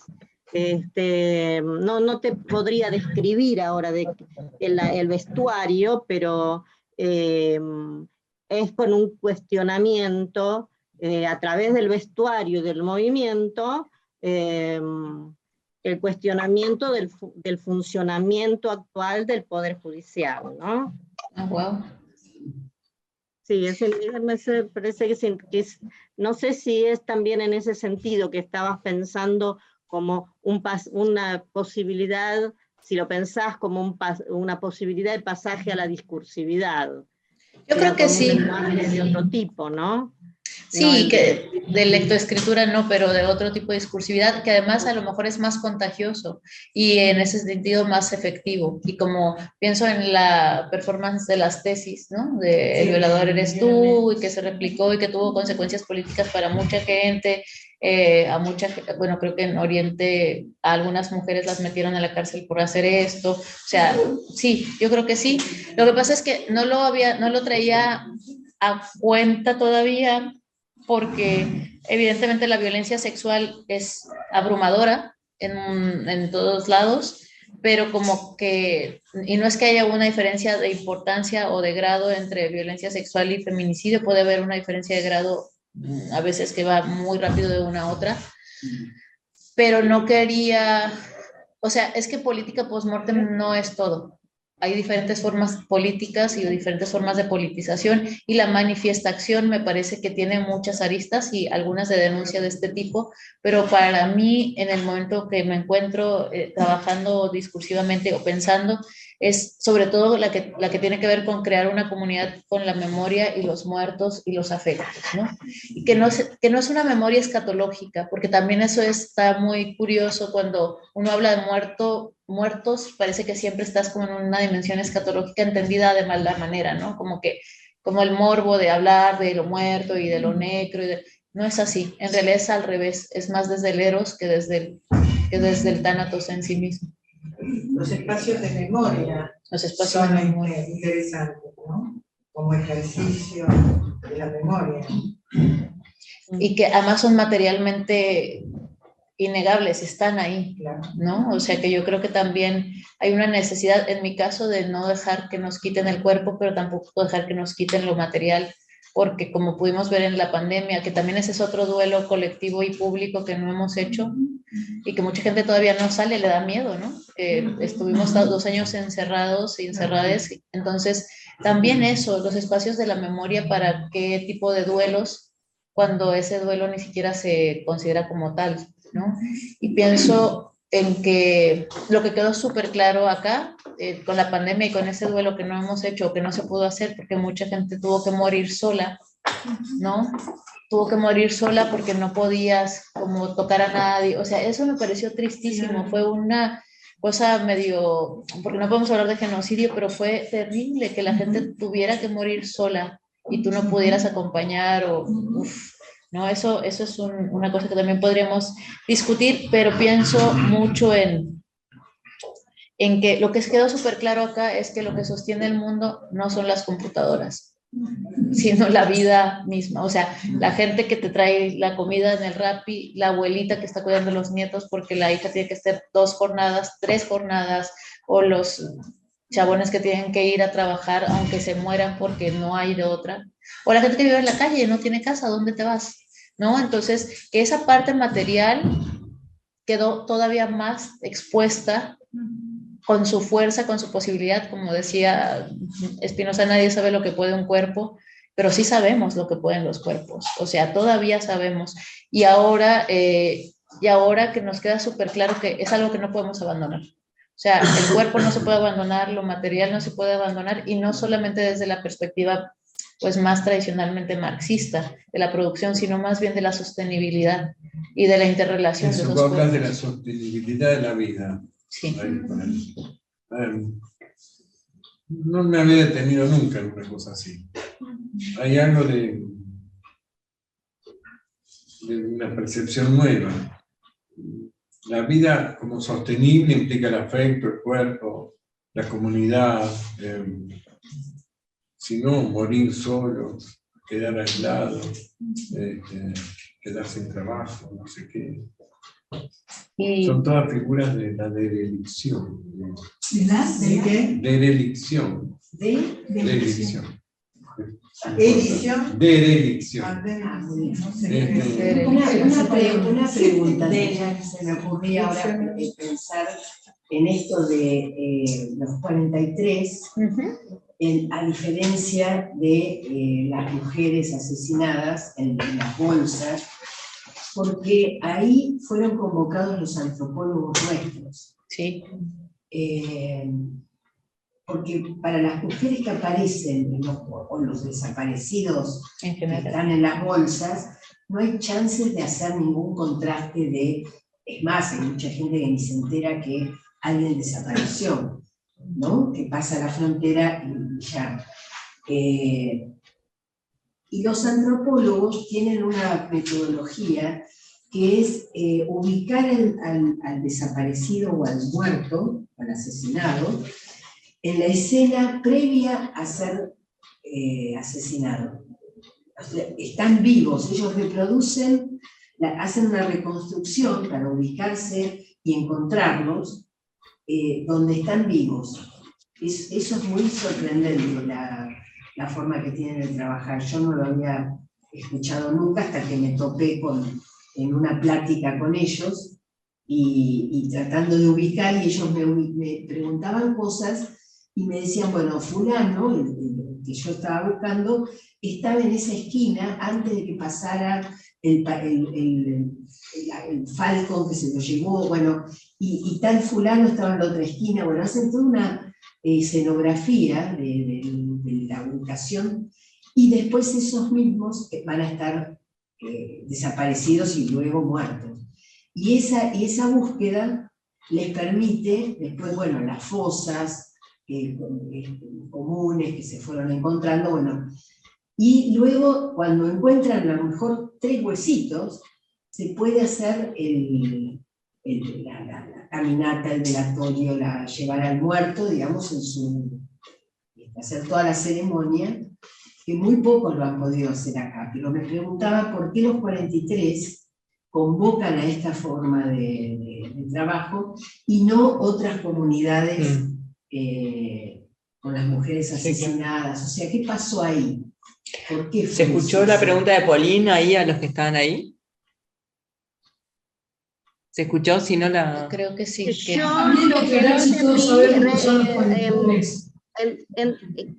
Yo entendí que se trataba del trabajo de los antropólogos forenses, pero no sé si se refería a su intervención respecto de los asesinados en Ayotzinapa. Sí, sobre eso se trató la pregunta. Y sobre la reconstrucción de un escenario en vida antes de la desaparición o del asesinato, ¿no? Sí, se escuchó. Yo creo que hay algo muy importante ahí que se cruza con la producción de una comunidad politizada antes de la desaparición. O sea, la gente de los 43, estos chicos que eran de una normal rural, pertenecen a una comunidad en Guerrero, que es de una escuela rural, que es una escuela que está muy politizada y que regularmente ha sido criminalizadas esas escuelas porque son escuelas con tintes izquierdistas, marxistas, indígenas que producen sujetos políticos o muy politizados para educar a sus poblaciones rurales, y entonces no son los únicos, es una escuela completa, esos eran 43 estudiantes, pero de larga tradición que viene desde los años 40 y 50, y además con una comunidad muy politizada hacia la izquierda, utilizando también bueno, y también la cuestión de género es importante, eran todos hombres, y no estamos diciendo que valgan más o menos, pero en la cuestión de la valorización por género sí hay una diferencia importante, pero también hay una comunidad afectiva que los respalda y donde también quienes están buscando a ellos recurren a algo que ya pasó acá y que pasa en Chile y que pasa en muchas de las dictaduras, y es poner el rostro de esa persona, no los restos, sino el rostro, y con la implicancia que tiene el rostro para reconocerse en otro y todo lo que significa. Entonces, yo creo que hay también una colectivización de la forma, de la memoria visual de las resistencias en el Cono Sur que se traslada allá, o sea, como por ejemplo aquí en Chile, y aquí en Chile los detenidos desaparecidos, y aquí también los estudiantes, y bueno, son los rostros de esas personas y no es otra cosa. Entonces, así es como se ven los rostros de los 43, pero hay una comunidad anterior, histórica y política que y los padres dejan su vida, padres y madres, y se van a buscarlos. Y entonces, pero también hay una red de afecto y hay una red de solidaridad que los ha sostenido nacional e internacionalmente. Y por eso creo que la convocatoria hacia la forense viene de allá, pero porque tiene mucho más tiempo, o sea, mucho más tiempo la construcción de esa comunidad y de esa comunidad afectiva. En el caso de las mujeres asesinadas en el norte de México, en las madres de Ciudad Juárez sobre todo, venían de comunidades muy precarizadas económicamente, pero también de comunidades migrantes, donde su círculo, su red de apoyo no estaba en esa comunidad, ¿no? Y también, bueno, mujeres, otras cuestiones, ¿no? Muy dejadas de lado. Ahora hay, por ejemplo, una geofísica que se llama María Salguero, que hizo con un mapa sobre el feminicidio, que es con estas tecnologías del Google, poniendo dónde se encontraban, pero además tú le tocas al mapa de geolocalización y lo que aparece es el rostro justamente de las chicas, con una historia que les gustaba, cuál era su comida favorita, cómo se veían, si tenían hijos. Entonces un poco humanizando también eso y geolocalizando, porque no es espectral, ¿no? Los 43 sabes que fue en Iguala y que en Iguala hay tal cosa, y que, o sea, te puedes imaginar las condiciones de vida y pre-asesinato y pre-desaparición de estas personas, y su dignificación, que no pasaba con las mujeres asesinadas a nivel de enunciación como internacional, porque a nivel de sus propias comunidades, claro que sí, que había una dignificación y un duelo, pero no era algo que se conociera como de manera, ni siquiera en México, mucha gente no lo tomaba como algo tan importante, pero yo creo que tiene que ver con eso, con una comunidad política y afectiva fuerte que tiene mucho tiempo y con una memoria de resistencia. Y agregando a eso, perdón. No, quería terminar de comentar algo, porque nosotros fuimos muy bien recibidos por Echeverría en los 80s, y cuando nos reuníamos en las asambleas para hablar de nuestros desaparecidos, venían los mexicanos a protestarnos porque no hablábamos de sus desaparecidos, que eran de Guerrero además, o sea, ya había en México, en los 80, desaparecidos, nosotros no lo sabíamos. Polín se exilió en México. Ok, por eso. Tengo ese problema. No. Formo parte de esa comunidad Decía, tengo un amor por México. Decía en ese sentido, a ver si interpreto. ¿Cómo te llamas, compañero? Ricardo. Hola, Ricardo. Digamos, con tu mirada que se desarrolla por esta capacidad política que habría en el cultivo de la memoria, ¿no? Si se puede interpretar, sobre todo a raíz de esto último que se está diciendo, que el olvido es funcional al pensamiento dominante, digamos, ¿no? Que esta politización del duelo, como decías, la creación de un cuerpo político vivo que reclame la memoria en el espacio público, ¿no? Decía, porque los muertos mueren cuando se le olvida, digamos, y esta actitud que vos nombraste como de insurrección, ¿no? Que realmente lo es, digamos, te pregunto, digamos, si te parece que esa capacidad política es esta que permite que, impidiendo que la pérdida, a través de esa recuperación de la memoria, la pérdida de lo común, ¿no? Que esto es lo que se está haciendo, y si esta es la idea, de que esta capacidad de resistir es vencer ese olvido que es funcional al pensamiento dominante.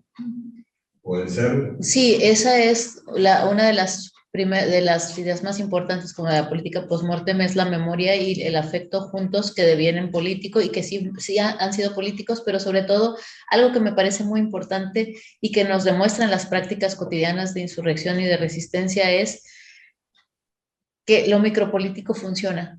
Lo que pasa es que el tiempo de lo político y de lo afectivo es largo y el tiempo del capital es voraz. Y entonces necesitamos tiempo para hacer muchas cosas, pero la gente que ha persistido, y ustedes tienen muchos ejemplos aquí, pero también otras comunidades afrodescendientes en el Caribe y otras comunidades de migrantes, o sea, hay muchas comunidades, no es como una cuestión esencial de ciertos cuerpos o de ciertas situaciones, sino más bien de resistencias cotidianas ante el asedio, que van construyendo una memoria afectiva, salud, y que además van poniéndole nombre a eso y apellido también, salud. Y eso me parece que nos da una pauta para una imaginación política que no consideramos valiosa porque no es grandilocuente. O sea, como que regularmente hemos pensado la revolución como la revolución armada de los machos de la izquierda revolucionaria de nuestro continente, que se hicieron revoluciones, sí, que se mantuvieron, no siempre y no de la manera en que nos imaginábamos, porque las revoluciones armadas les faltó la parte de la cotidianidad, porque por lo menos la revolución armada no cuidó la red de cuidado y de afecto que podía haber sostenido esa revolución. No fue un problema de estrategia, fue un problema también de miopía y de machismo de la izquierda revolucionaria, pensando que revolución significaba transformación absoluta, y cuando revolución significa volver al lugar de origen, no estamos en un problema, ¿no? Porque vuelves a... Pero bueno, la transformación afectiva, y que además la política tradicional es altamente afectiva. Si no, no tendríamos sujetos carismáticos como Bolsonaro o Trump, perdón, ya dije Bolsonaro, bueno, ya, lo que sea, Bolsonaro, Trump, fue un acto fallido, pero de verdad no queremos en nuestra comunidad que se quede allá donde está bien. Sí, Allá. Bolsonaro, Trump, y bueno, figuras carismáticas que en realidad son jefes de Estado, pero de alguna manera son una especie de iconografía épica, ¿no? O sea, como que también los cuidados y el afecto y las redes de sostenibilidad no tienen buenos publicistas, pero son lo que posibilitan que a largo plazo la memoria no se vaya. Y que además, a través de las prácticas cotidianas, pongo un ejemplo, en nuestro país hay un problema de desaparición forzada desde los años 40, 50 y antes, o sea, después de la revolución empezó igual a desaparecer gente, y cuando Echeverría estaba recibiéndolos a ustedes, había participado directamente en el asesinato del 68, ¿no? De los estudiantes. En la plaza, En Tlatelolco, pero bueno, hay muchos ejes cruzados, bueno, varias cuestiones, y que el hecho de que los haya recibido ustedes no invalida el hecho, o sea, qué bueno, pero creo que también estamos muy acostumbrados a que uno se beneficien de una política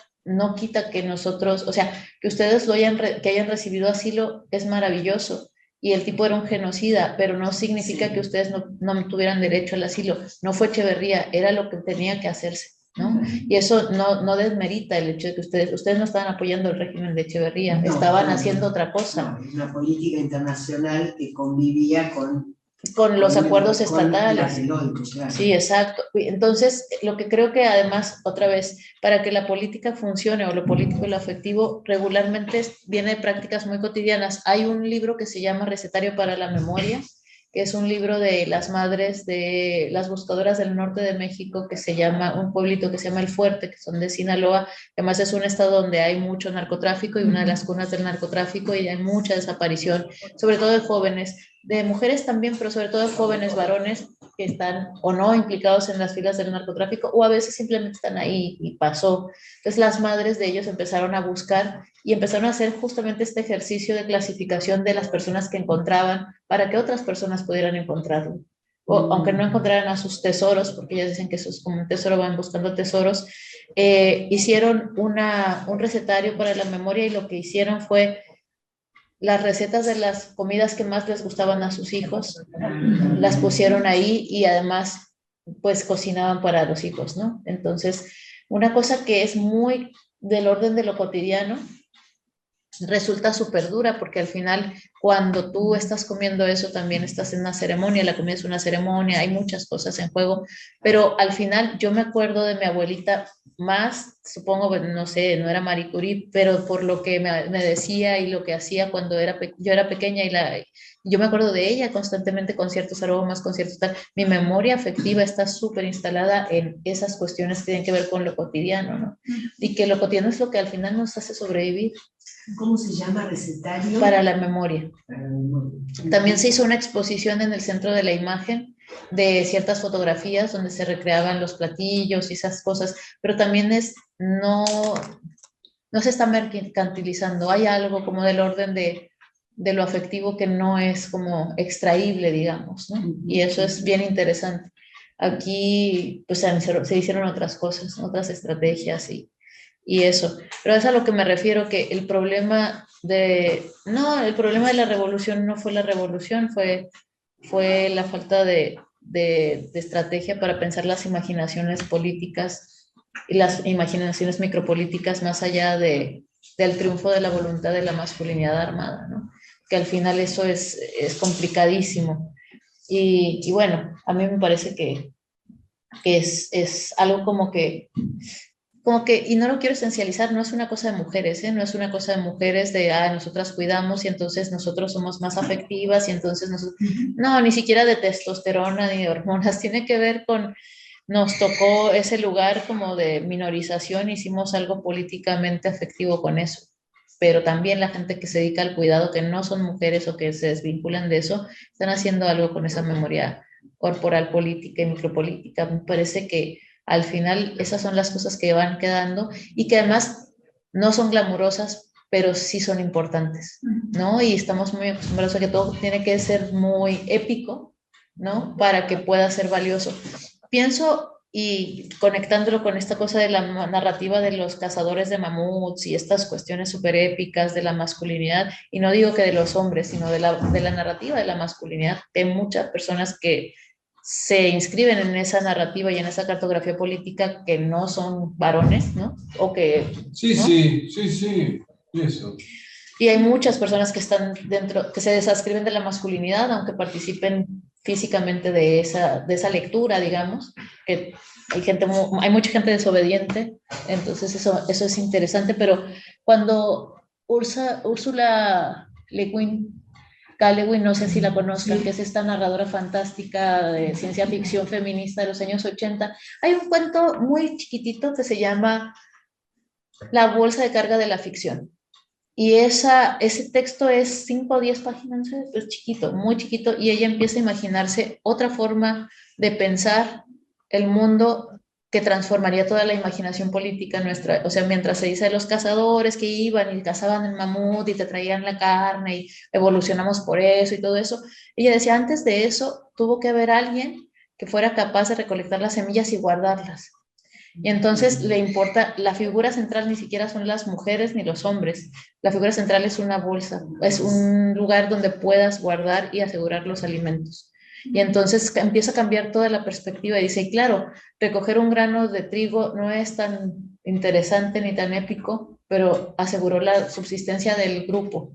Y no decía que fueran las mujeres, no dice nada, es como alguien guardaba cosas y entonces aseguraba la subsistencia. Me pareció maravilloso cuando lo escuché, pero además deja la pregunta abierta, ¿no? No dice esto fue así, pero si lo imagináramos de otra manera, podría ser que esa bolsa o el fuego mismo descentrara como los ordenamientos, ¿no? Sí, ya. Bueno, pues no sé si alguien tiene más preguntas, yo siempre quiero hablar y escuchar sobre todo. Me hiciste acordar algo que no sabía cómo analizarlo, y es que durante la pandemia, en el predio de la EXMA, había un equipo que formaba parte de los trabajadores de ahí adentro, era un equipo de protección. Y durante la pandemia, como se eximió a la gente de ir a trabajar, entró la policía y ya no se va. Ah. Y esto me está como... ¡Wow! No te entendí, disculpame, ya no se va, se quedaron ¿Por qué? ¿Para qué entró la allá. policía? En lugar de la protección, había un equipo de protección dentro de la Eichmann. Que no era policía, que no era policía, eran gente como cualquiera de nosotros. Bueno, la policía también es gente como cualquiera de nosotros. Sí, pero con uniforme, no tenía uniforme. Bueno, y preparada para... Primero uniforme, y con además técnicas de formaron violencia. parte de los secuestros. Sí, claro. ¿No? Bueno, los que estaban en protección no eran como nosotros, culpables. No, ya sé, pero son dos anécdotas. Una, cuando vivía todavía Villar, que fue un comisario... de la época de la dictadura, un poquito antes.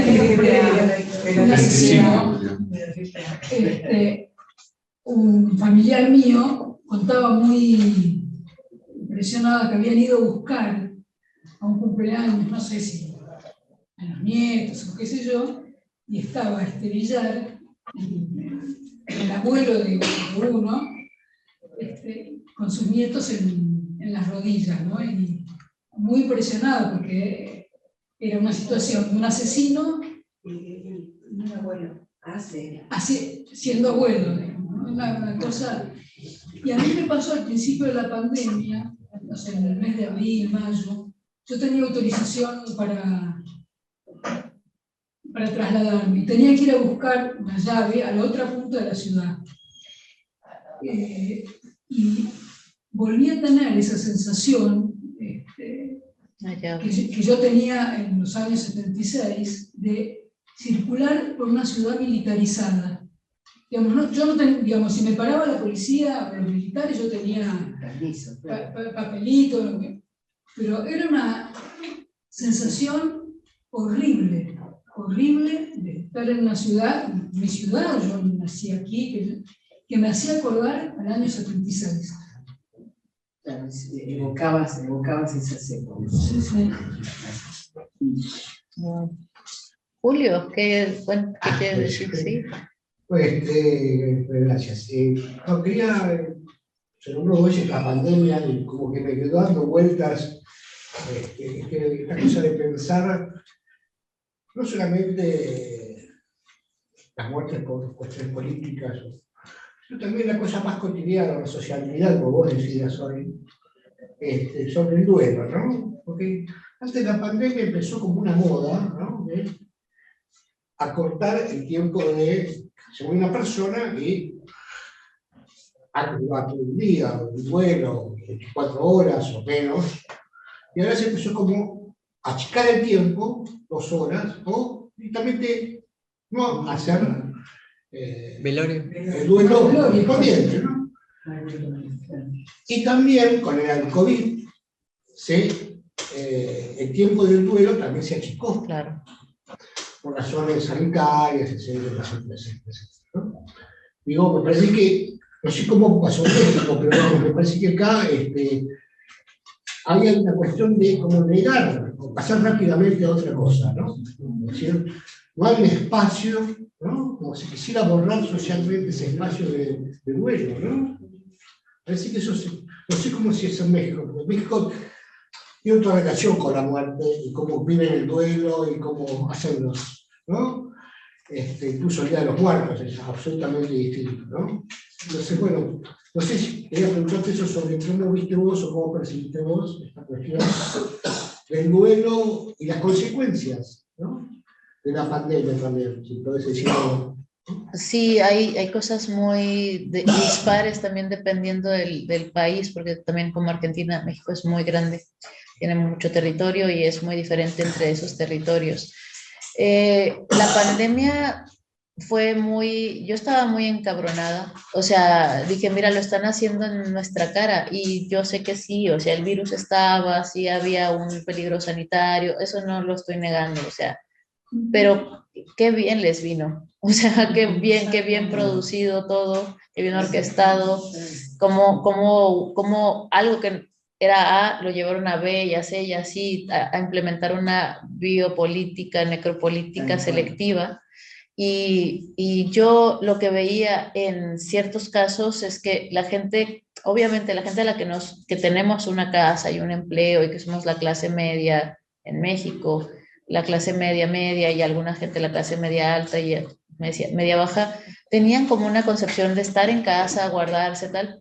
Pero hay gente que no podía hacer eso y en Tijuana, por ejemplo, no se cerraron las maquiladoras y lo más terrorífico es que esas maquiladoras hacen respiradores, que los que se necesitaban para los hospitales, o implementos quirúrgicos y médicos para que el norte global estuviera bien, mientras la gente que estaba ahí moría porque te mueres de hambre o te mueres de COVID.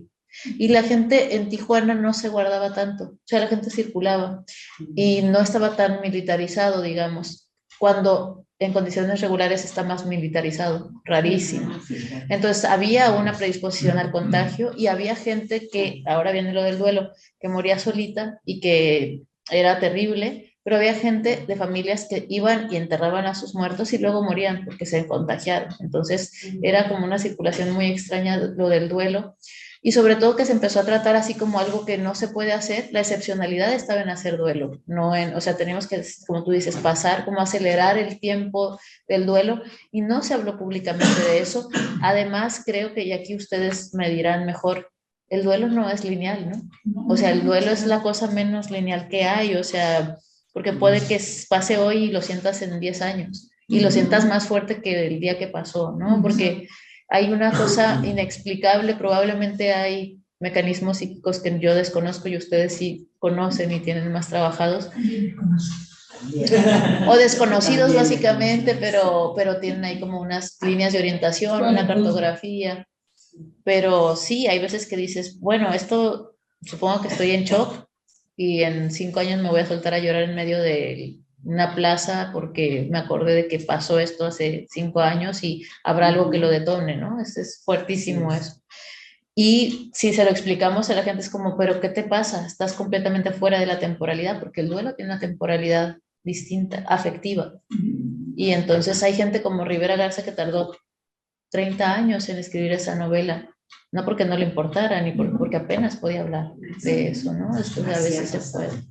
Y entonces el duelo creo que es algo que nos estuvieron quitando mucho y que además era como porque había necesidad de que no se contagiara nadie más. Pero a mí sí me pudo muchísimo saber que hubo mucha gente con las últimas palabras, no supimos cuáles eran, pero probablemente tenían una historia ahí que podríamos haber escuchado y eso me sigue persiguiendo, o sea, es dolorosísimo.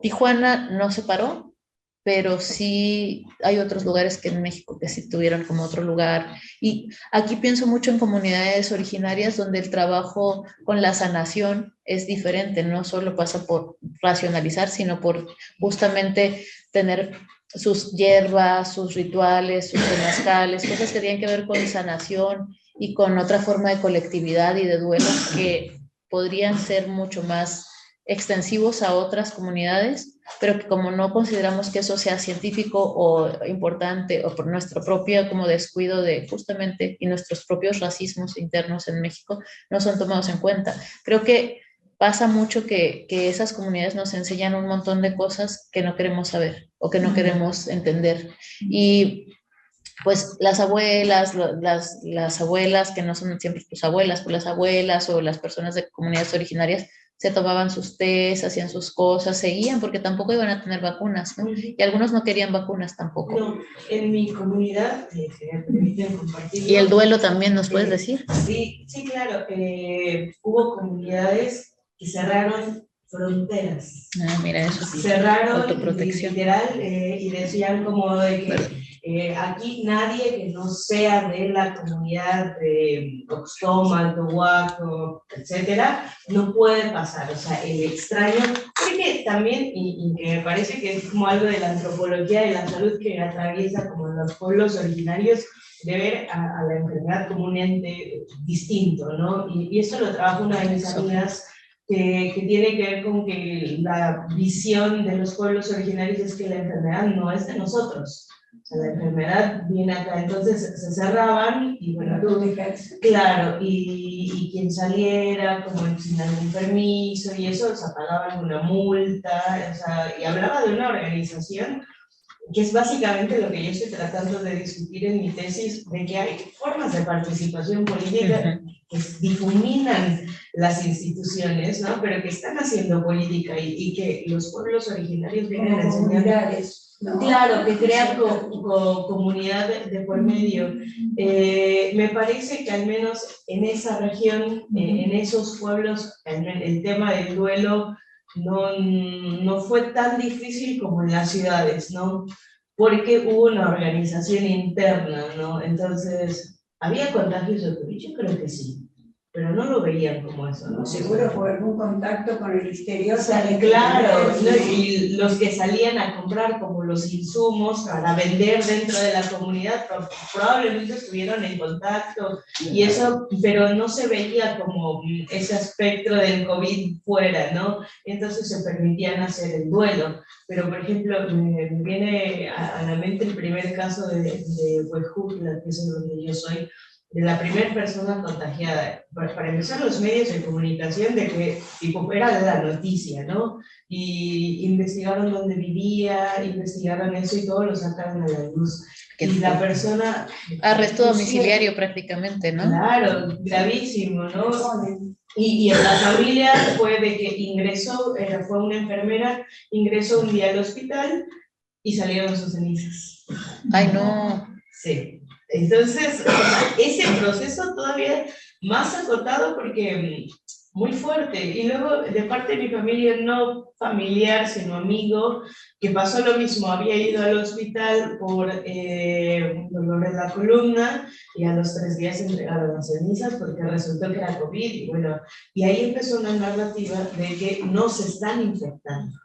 Claro. No se están infectando, no es algo que nosotros tengamos, sino vas al hospital y te infectan. Y hubo mucha resistencia de ir a los hospitales precisamente porque había ese miedo. No sé cómo habrá sido en el norte, pero al menos nosotros, esa parte, hubo mucha resistencia también a la vacuna por lo mismo, porque decían, van y te están inyectando el virus. Entonces, igual, no sé, estuvo como interesante ver esa dualidad que creo que lo micro puede permitirnos pensar realidades distintas, ¿no? No, acá pasó que en un momento se aplaudía a cierta hora y en otro momento si te enterabas que en un edificio había una enfermera o un médico, había toda una discriminación. Sí. Sí, fue así tremendo, sacó lo bueno y también lo malo.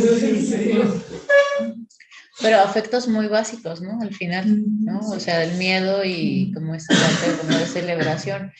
Sí, no, en Tijuana pasaron un montón de cosas y te digo, no era como muy distinto a como es regularmente. Y eso, sí, es terrible, pero es una ciudad, es una necrópolis. Entonces, triste. Habría que ir a conocer. Sí, tienen que venir, sí. Es como, me dijeron que es como el conurbano, pero con playa. Eso la hace más atractiva. Si tiene playa. Tiene playa. Sí, Lupe, ¿decías? Nada, que yo cada que pienso en Tijuana pienso en una frase que me parece que hay algo de lo que hablas de tequila, sexo y marihuana.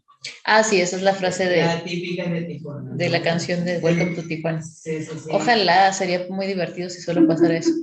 Claro. Vengan todos. No, pero que me parece que en el libro dice como esto, ¿no? Como de los deseos y el consumo que tienen que ver, que atraviesa las drogas, la prostitución, los cuerpos como mercancía del capitalismo, o sea que, digo, si tú lo piensas así es como muy inocente, pero ya en la práctica de que tequila, alcohol, sexo, o sea, todas esos tipos de actividades de consumo del cuerpo es como muy grave, ¿no? O sea, también, no sé, se revela un poco.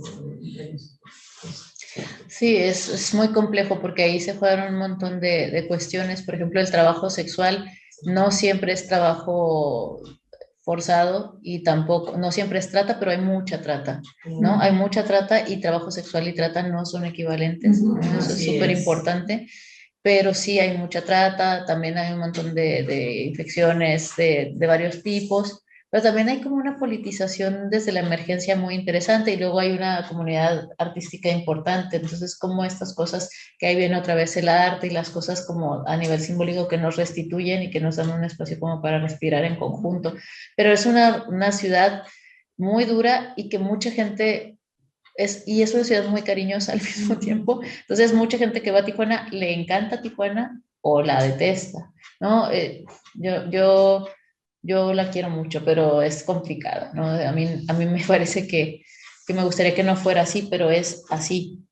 Y que además no es como un lugar ahí como, es una ciudad solamente, sino es como, sí, como una plataforma semiótica y política y económica para pensar muchos entrecruces que luego suceden en otros lugares. Sí, un laboratorio neocolonial básicamente, ¿no? Entre otras cosas, y ahora la migración, que es dejó de ser el narco para ser la cuestión de la migración, porque también en todo el continente la migración está siendo muy complicada, ¿no? Aquí no sé los migrantes que llegan de dónde son, pero supongo que Venezuela, Colombia, que son personas que están siendo desalojadas de sus territorios por la violencia política, económica, de diferentes tipos, ¿no? Entonces aquí también la cuestión de los invasores, ¿no? Bueno, en Tijuana todo el mundo es migrante, así que, pero también está complicado. Entonces, y el duelo también de la gente que desaparece dentro de las caravanas. Mira lo que pasó hace no mucho del camión con los cuerpos migrantes, que igual me parece como muy fuerte, pero que en El Paso pasa, ¿no? Muchas veces. Muchas veces, no sé, yo cada que pienso como en el tema migrante, mi zona, de hecho... Es un corredor, ¿no? Sí, es parte del corredor. En Hidalgo tenemos La Bestia, que es el tren que transporta a los migrantes, y bueno, sí la persona que migra, pero también los que nos quedamos, ¿no? O sea, esa composición y reconfiguración constante de lo social, que bueno, no sé, es complejo de pensar, ¿no? Un chisme rápido. Yo tengo en la cabeza, la tengo impregnada por el colectivo italiano que habitaba en mi ciudad, que era a 200 kilómetros, en mi ciudad donde nací, y el duelo era fundamental, vestirse con cintas negras, toda la ceremonia, el protocolo del duelo era básico. Más, tomaba parte de la vida cotidiana, porque cada vez que se moría un conocido, había que ir y estaba toda la noche. Y acompañado. Creo que esa costumbre era también acá en Buenos Aires. Y los moños negros, ¿no? Los moños negros, más cosas. Bueno, cuando fui a la ciudad originaria italiana, mi mujer... ¿Dónde es? En Salerno. En Italia es Salerno, un poco abajo de Nápoles. Resultó que cada duelo pegaban carteles en la pequeña ciudad y era también un acontecimiento público y le daban mucha bolilla y bueno, no sé. Lo que te quiero decir que el trasfondo es la inmigración esa, europea de ese siglo, también tenía un trasfondo de duelo y tenía importancia en la vida cotidiana porque había un duelo medio difícil de realizar. Mi bisabuelo quedó en Norteamérica, mi abuelo quedó en Argentina, se vino con la madre porque no pudieron juntarse todos. Y eso que dejó una marca terrible. Y una parte de la familia se quedó en mi pueblo, otra se vino a Buenos Aires. Y hay como una desarmarse de las familias que dejó una marca fuerte. Eso era compensado con los vecinos que venían del mismo pueblo, había como inmigraciones en colectivo. No eran tan terribles como estas que hay ahora, pero también hay un periodo donde la inmigración era dolorosa. No había inmigración sin dolor, y podría contar muchas historias de esa. Pero lo que veo, que ustedes están ahora, otra generación, otro cambio del mundo y otros lugares, hay otras inmigraciones y cada vez es peor. Sí, claro. Cada vez es peor, porque antes la gente venía y se podía colocar, encontraba un albergue. Aunque tuvieran que separar y partir la familia, podían construir algo nuevo y más o menos habitable. Me parece que ahora no, la inmigración de ahora es más complicada, ¿no? Por ahí algo forzado. De todos modos, Sí, hay es distinto elegir irse. Que tener una elección que tener que quedar.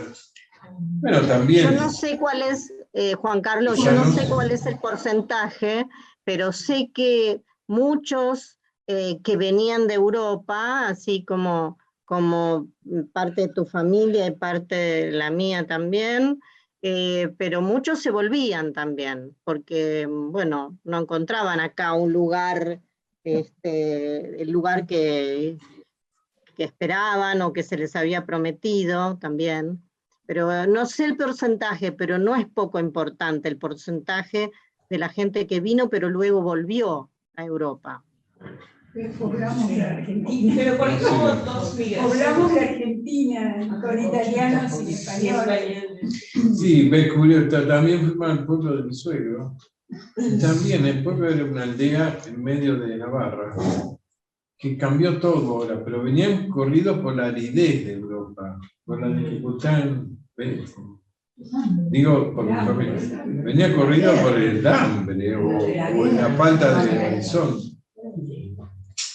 ¿Qué les iba a decir? Y aquí también yo estoy muy necro y el duelo lo llevo hasta ahí, pero también hay otros duelos, ¿no?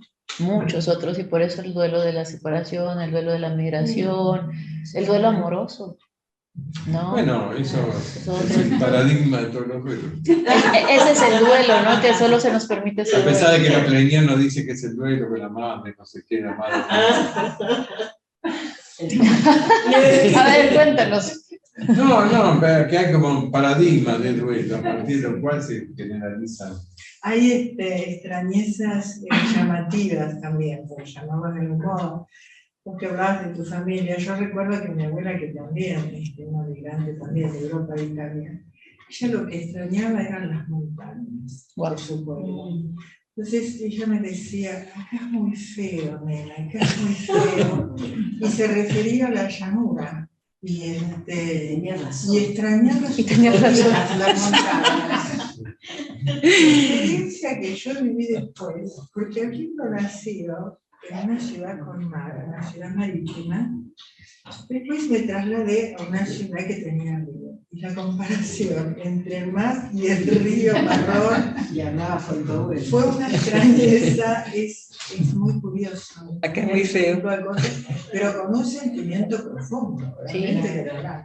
Ecologías afectivas también con el ecosistema. A mí me pasa con Tijuana. Ahí está el Pacífico y yo vuelvo todo el tiempo, y el Pacífico, esa parte del Pacífico no es la parte más bonita, ni donde te puedes bañar, ni para... Pero yo necesito regresar. Todas las veces que regreso primero ahí y después ya. Pero tiene que ver con una cosa del paisaje, y pasa también tengo amigas ecuatorianas y de otros lugares, que los Andes, o sea, sus montañas, ¿sí? Los únicos que están de espaldas a los Andes son los chilenos, pero tienen una cordillera ahí también, pero ellos ven el Pacífico, no sé, cada uno, pero las montañas, sí hay una relación, o sea, o la gente de comunidades originarias, por ejemplo, en Cherán, que se politizó todavía más la autodefensa por defensa de los árboles. Sí, de los árboles, claro. Eso, bueno, me parece que el movimiento indígena, la potencialidad tiene que ver con la defensa del territorio, ¿no? O sea, y los comunes. Sí, totalmente. Me pongo a pensar en la FDOMES, igual parte de las zapatistas, Cherán, bueno, ahora hay bastantes agrupaciones que no me vienen a la mente, pero que nacen con la defensa de la tierra, ¿no? La defensa agraria, de lo que es nuestro por herencia, ¿no? Y casi de lo que somos nosotros, no de lo que es nuestro, ¿no? De dónde venimos y hacia dónde vamos, y porque nosotros le pertenecemos a eso, no al revés. Eso no le pertenece a nadie, ¿no? Eso creo que es una gran diferencia. Bueno, es como defensa del territorio, se entiende casi siempre muy militarmente, ¿no? Y en realidad esas personas lo que están haciendo es, nosotros somos parte de ese ecosistema y por tanto no vamos a permitir que se destruya, porque además nuestro espíritu, y también hay otra dimensión de otro tipo de relación con la naturaleza, ¿no? Y la naturaleza es una ficción política, pero me refiero a, para hablar rápidamente, nosotros vamos a regresar ahí, y si destruyen el río, ya no va a haber lugar a donde volver cuando nos vayamos, ¿no? O ya no vamos a poder hablar con los ancestros porque ya no van a tener un lugar donde habitar. Entonces es muy particular, pero además también me hace mucho sentido la relación con la familia, que aquí es muy fuerte, ¿no? Que pues sí, las tradiciones de algunas partes de Europa, Italia, España también, pero Italia mucho, y que aquí además lo veo muy encarnado, ¿no? Y a mí me parece muy divertido porque también en México tenemos esa cosa con la familia, pero son diferentes familias, es diferente todo, pero creo que también la relación con el duelo tiene mucho que ver con esa vinculación emocional muy fuerte, y que además familia, como decías Juan Carlos, no es solamente la consanguinidad, sino como la proximidad, ¿no? Que vas construyendo familias o familias reconstruidas en esas migraciones, que no es que sea de tu mismo apellido, pero era de tu mismo pueblo, y cómo se van agrandando las comunidades. Encontraba en el pueblo de Italia los mismos apellidos que encontraban en una pequeña comunidad, en el vecindario. Claro. Porque emigraron también, las inmigraciones fueron el pueblo entero, aldeas enteras. Viajaba uno y después se enteraba el otro. Habían cadenas. Bueno. Pero para no irnos tan tristes, también.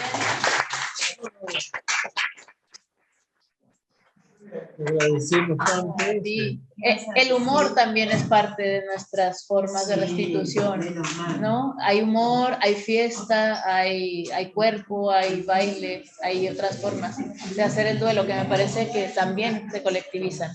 Y el humor me parece muy importante. A mí me gusta mucho venir aquí porque cada 5 minutos veo un sketch, pero digo, esta gente me mata, son súper divertidos. Claro que sí, porque es como, ¿cómo? Y en México, como somos todos tan densos, tan tristes, tan no sé qué, también tenemos nuestra parte divertida, pero como así que nos arrancamos y no sé qué. Aquí la gente es como, digo, mira, tiene una forma de hablar que invita a también crear como una comunidad. Entonces creo que el humor también, pero no lo he pensado suficiente. Solo lo disfruto, pero no lo he pensado suficiente. Pero bueno, muchas gracias a todos y gracias a las personas que se conectaron. Un gusto. Gracias por compartirlo. Yo creo que era súper interesante. No sabía lo de Climes. Qué lindo, no sabía. Bueno, siempre me cuentas cosas.